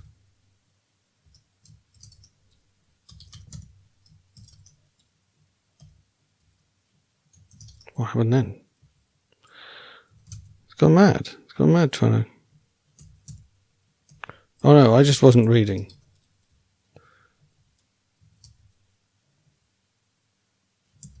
Why is it complaining? Is it just that I haven't imported this and somehow it can't do it for me? Or is there something harder going on?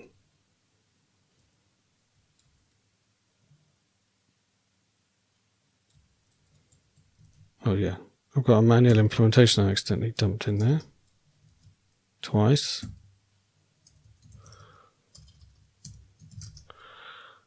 Okay, so subcommand commands is going to have these different options. Ours is just going to be one option called build.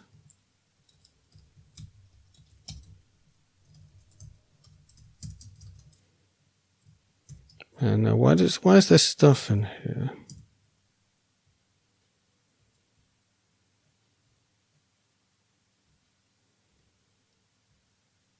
I guess we can maybe put all of this stuff inside build.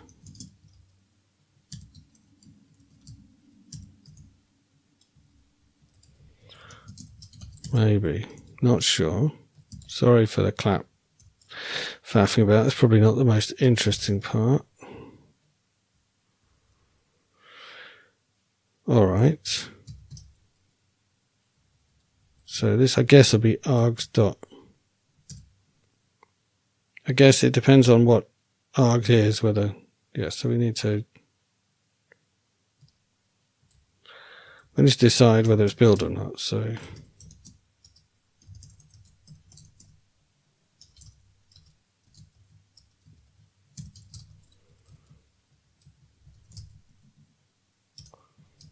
If it is built, then we have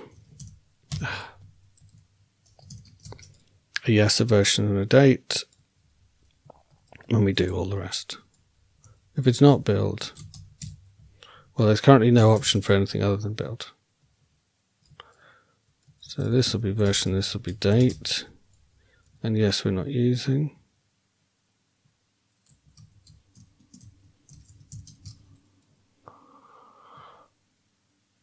So right now, like there's no other thing it could be. So there's no need for us to manage some other case or something like that.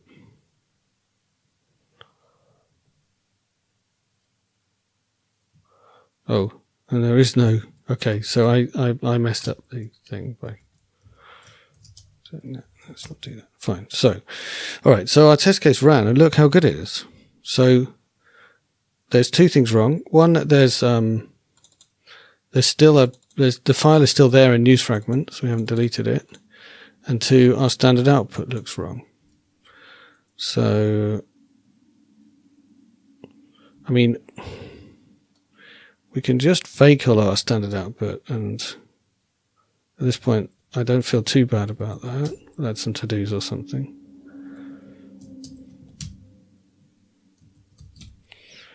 So we can fake the printing out loading template. Again, we probably want some kind of logging framework or something instead of just print learning, but we don't need to do that yet. So when we say this will be a to-do, right? We are lying. So then finding news fragments is true. So let's print that in finding news fragments. Yeah, so I would love to pass in a logger or something.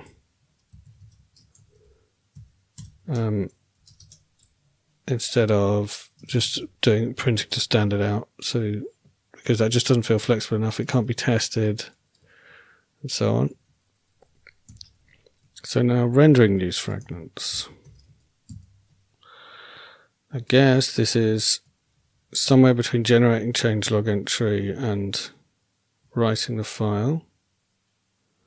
Yeah, I guess it's when we're generating it.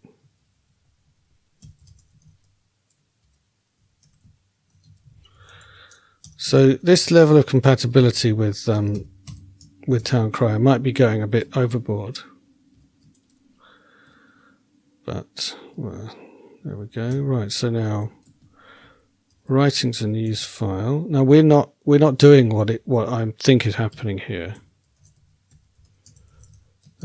Which is, I think towncrier is writing to a file and then moving the file at the last minute, which makes it an atomic thing, which is much better.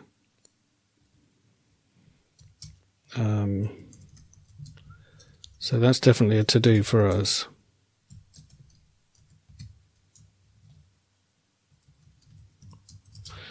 That's probably it. There's a load of to-dos that need to go in here, but I think this one. So we've done very basic finding news fragments, creating a changelog. Sometime later, we need to write changelog as .new, then move over the top. So what that fixes is if we get interrupted or we fail partway through writing the changelog, if we write it out as a new file name with .new or something else on the end, and we don't actually overwrite the existing file until we've finished and done everything correctly, then if we crash, all is not lost. And then when we do the move, that's a very atomic operation on a Unix file system, so it won't be partly done. It'll either be done or not done. So that's the idea of that. So staging news file. Now we've got removing the following files, and then we've got removing news fragments. How is that not the same thing? Maybe it means removed when it's finished it all. Not sure. All right, so this stuff needs to happen. So first to do we are lying, and then we need to do some kind of thing to delete. So I guess we can say frags dot delete, and inside there, which means, by the way, we need to pass in a reference to frag. This should be called fragments. Fragments.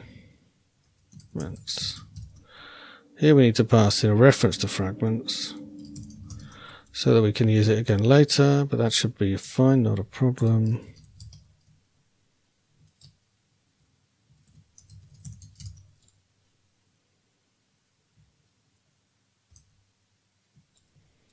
Just need to make sure we follow that elsewhere. So now imagine there's some kind of delete method, then we'll print these things out inside there. It's definitely going to take in a mutable reference to the file system.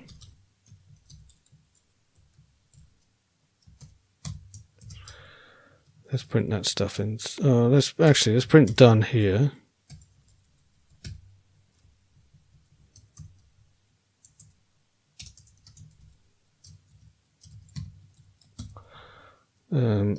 And then I guess we'll print these three inside there.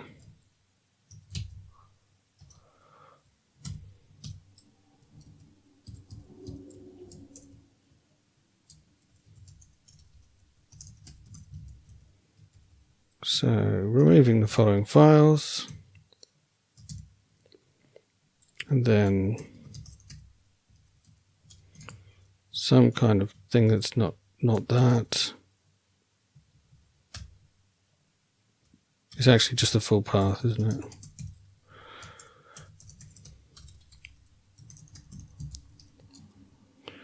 I'm not sure what it means. I think it must mean I've finished removing all those fragments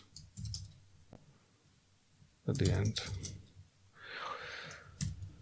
So this should definitely be a reference to a dynamic file system returning a result.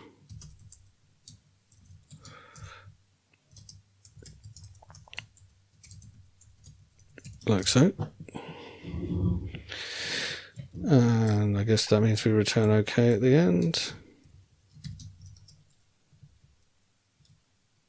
Now, I think maybe the test will pass except that. No, all right, we've got a bunch of errors. What's wrong?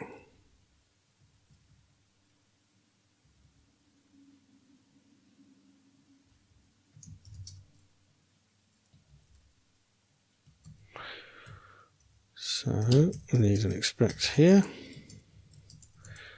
Failed to delete fragments.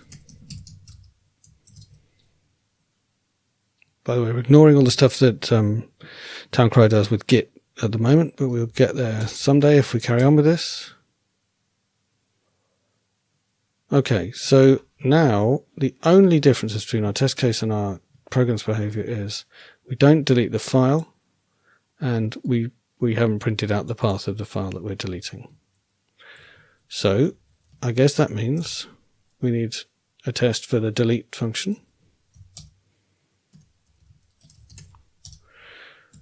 Deletes all bug fixes.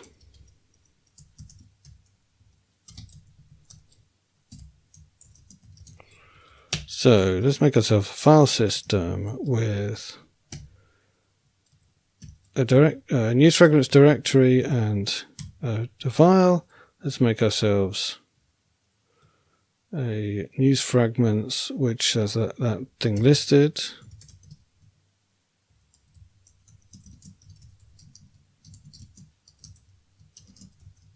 We'll do it manually, not using find.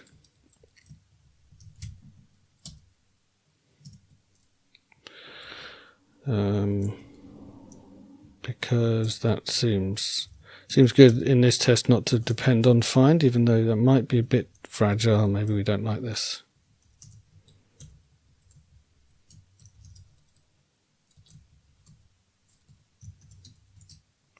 This test is simple enough that we can just do it manually. Now we're going to call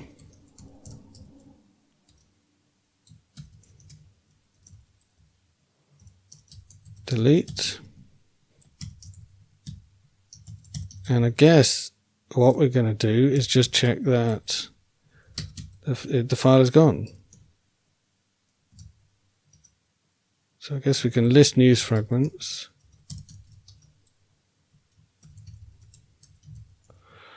And it should be empty.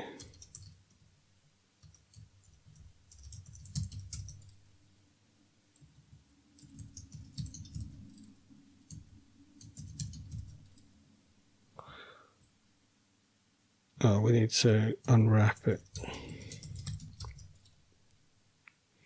Yeah, so once we deleted the file, it shouldn't be inside news fragments anymore. Now, obviously, so many corner cases we're not testing here, but that's okay. We're just doing, this is our first pass through implementing this thing. All right, so that test should now fail. Because the assertion failed. ls is still not empty. I actually would rather compare that with an empty list so I see the answer. Some, like Clippy, will probably moan at me if I do this, but I do prefer that. Except we've got this problem again where I can do a slice of length 0. But we know the type now, so it knows how to compare them. So now look, it says there was this one thing in it, and it's supposed to be empty. I much prefer that. Fine. So let's implement this. So I guess it's quite straightforward. We just, for bug fix in self.bugfixes, fs.delete, rm I guess is we're going to call it, bug fix,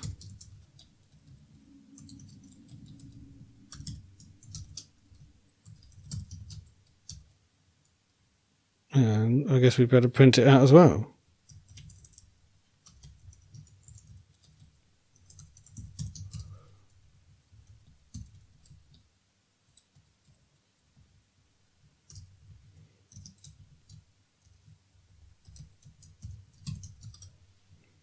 Something like that.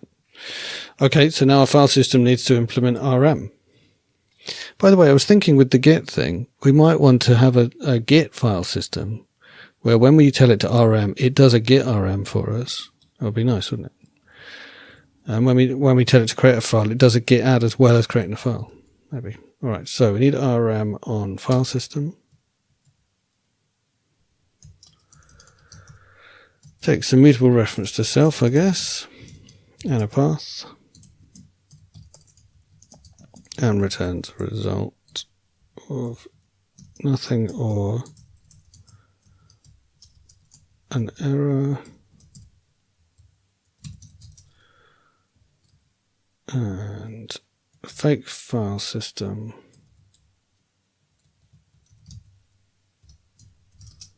we'll do this by self.entries dot remove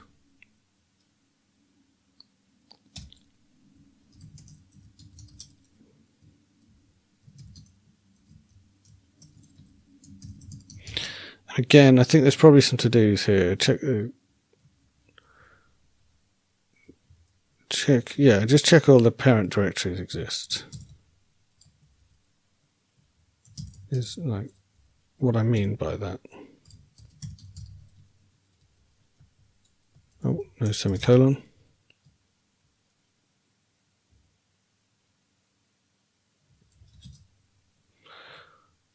Okay, sorry. What we want is this. We want to, oh no.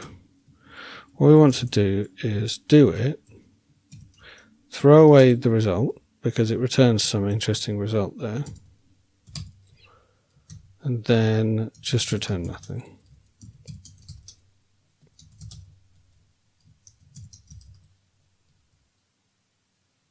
Right, and now for the real file system, it shouldn't be too difficult. Hopefully it's similarly simple to the ones that we've seen already.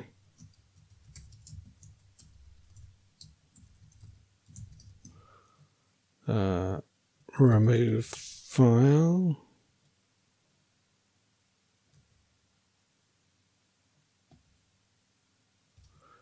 I think remove file will do us for now.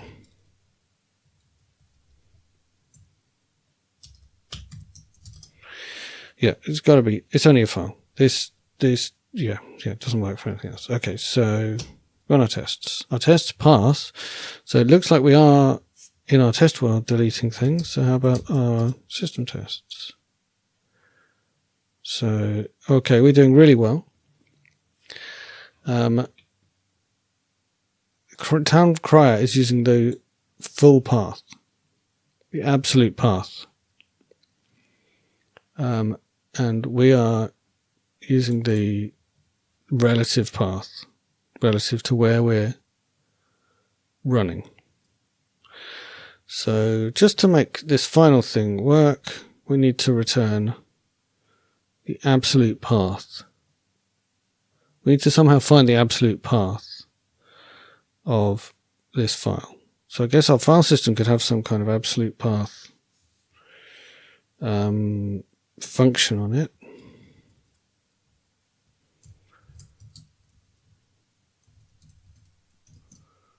So some kind of absolute.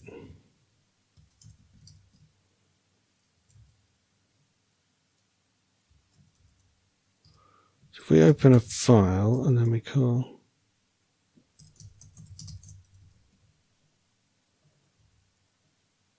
path.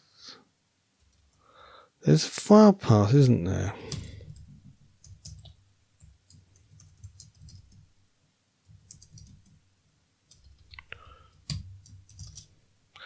Let's have a look at our documentation. The right color, please. Is it just called path?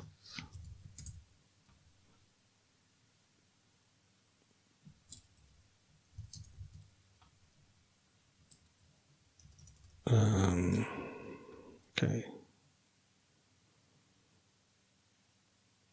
It was like dir path and stuff, wasn't there? Was it dir path? Stirred FS. Oh no, that's in standard library. That's my problem. Fine. So in the standard library, we want path, std path. And is there an absolute? There's canonicalize. There's a function called absolute. Makes the path absolute without accessing the file system.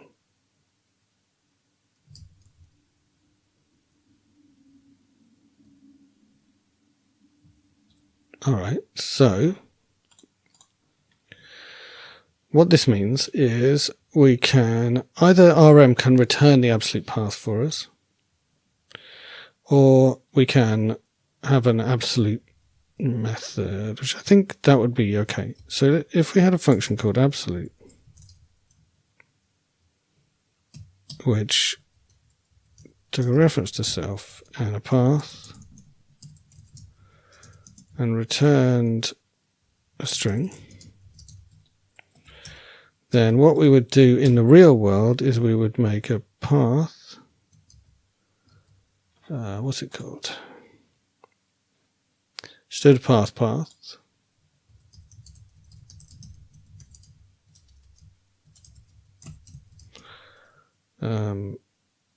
From path dot absolute.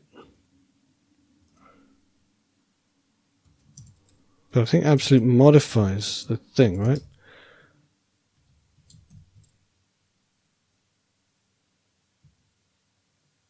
So we'd have to say let path equal a std path, and then absolute it, and then return it. Oh, and it's so angry with me that this is not part of a trait that it can't tell me whether what I've written makes any sense at all. So make it part of the trait.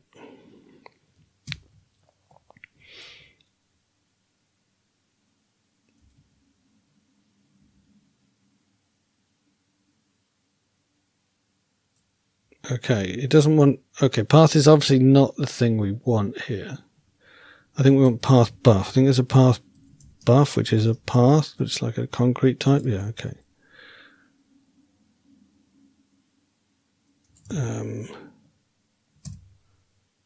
Now, how do you... Alright, so path buff doesn't look like it can be... You can call absolute on it. What does absolute do? Makes the path absolute.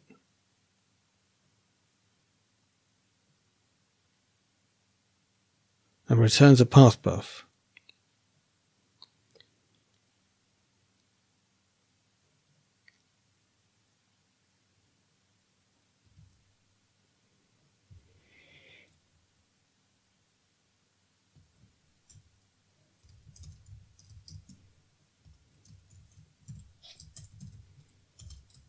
I presume that we can't just treat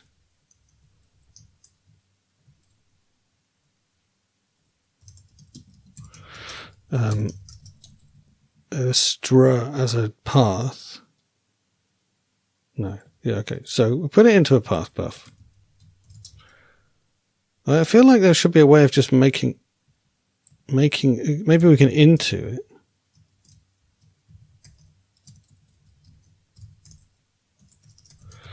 Like the point is we don't need to own this memory.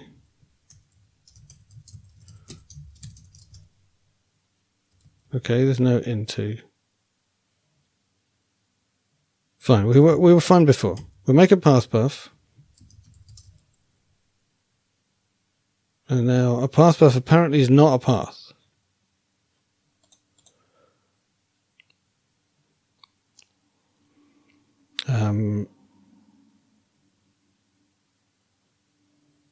There's this canonicalize.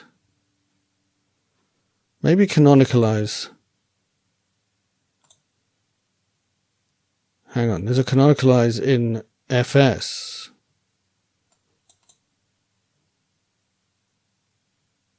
It does say absolute form.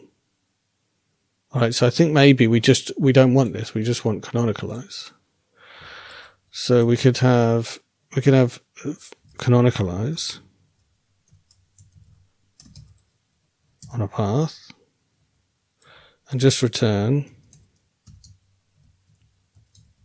canonicalize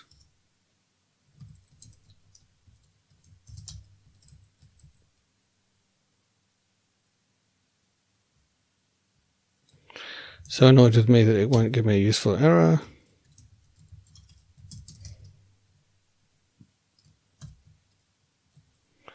Okay, so it takes the results. Now, is that because it's actually going to access? Yeah, it's going to do things. I think that's okay. I think we're okay with it doing things. But it does mean that we need to return a result here. So the other one was just making up the answer without checking. This one, I think, is checking a few more things, which is why, and it's like resolving symlinks and things. So it has to access the file system, and that means it might go wrong. So we have to return an error or return a result. So yeah, so we need to turn a path buff into a string, and then we're okay.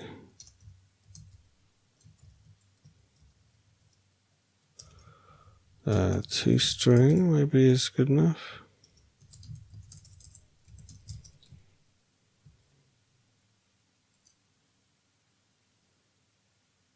Well, maybe we need to write this out.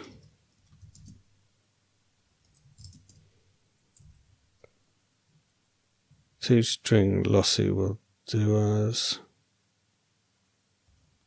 We have to do into owned. Okay, that worked. So yeah, what we had here was canonicalize returned as a result of pathbuff, std.io error. So all we need to do is change the pathbuff into a string. So we call map, which lets us transform the thing inside the result if it's okay. That gives us a pathbuff, which we've already figured out that we need to call toString lossy.intoown to get that into a string.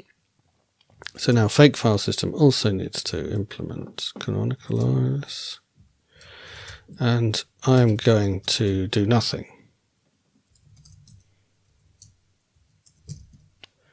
For that might bite us, but we don't know. I guess there's a to-do here. Know the present working directory.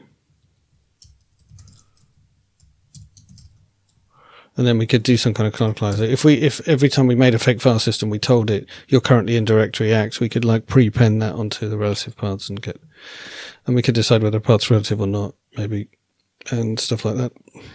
But yeah, there would be more to do if we were going to do that. So we won't do that. Now, I've written this without using it, so that was maybe a bit cheaty. And now we are going to just, I guess, are we going to canonicalize it and then remove it? I guess we don't want to lie by saying one thing here but doing another thing here, do we? So let's canonicalize it. So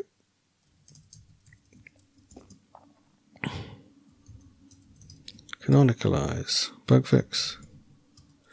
Don't know why this is called bug fix. Let's rename it. Frag name, frag path. So remove. Oh, and it's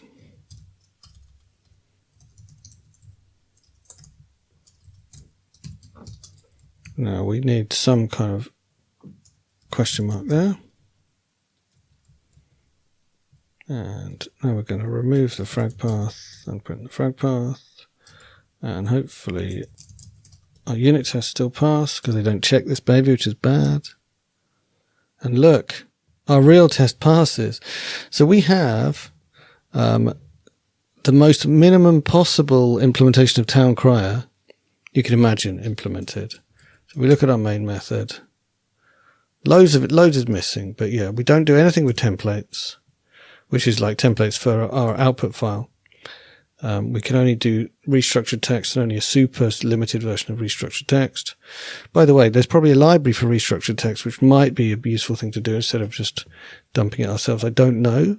Maybe because if we're using templates, maybe that wouldn't be the right thing to do. Anyway, we then go and search the directory, but we assume everything's a bug fix. Then, assuming we were given the build command, in fact, this stuff should also go in here, right? If we were given a different command from build, we might do something totally different. So this should all be in some kind of function,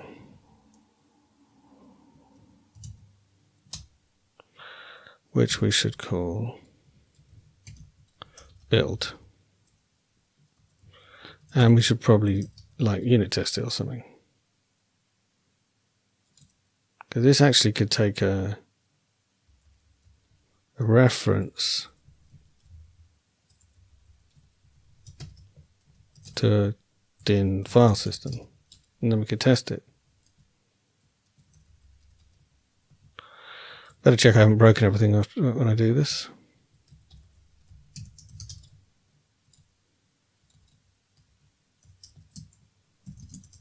To do can test this. Better pass in a mutable reference to FS there.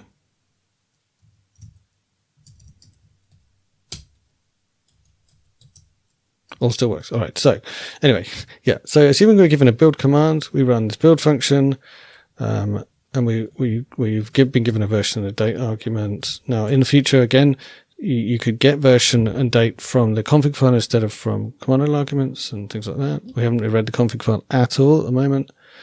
We haven't even checked it's there, which actually one of the behaviors of towncrier is that it doesn't work if there's no config file. But yeah, so then we go and look for all the newsfragment files, assume they're all bug fixes, generate a changelog entry based on the fact that they're all bug fixes, write into a hard-coded file name that generated thing, and then delete the fragment files, don't do anything with Git, and we're done. So that feels to me like some kind of basic outline structure for an implementation of a tool a bit like towncrier, implemented in Rust.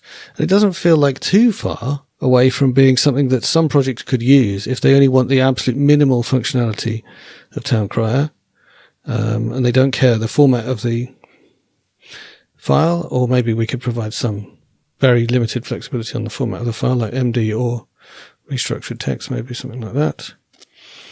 But yeah, so we made a little command line program.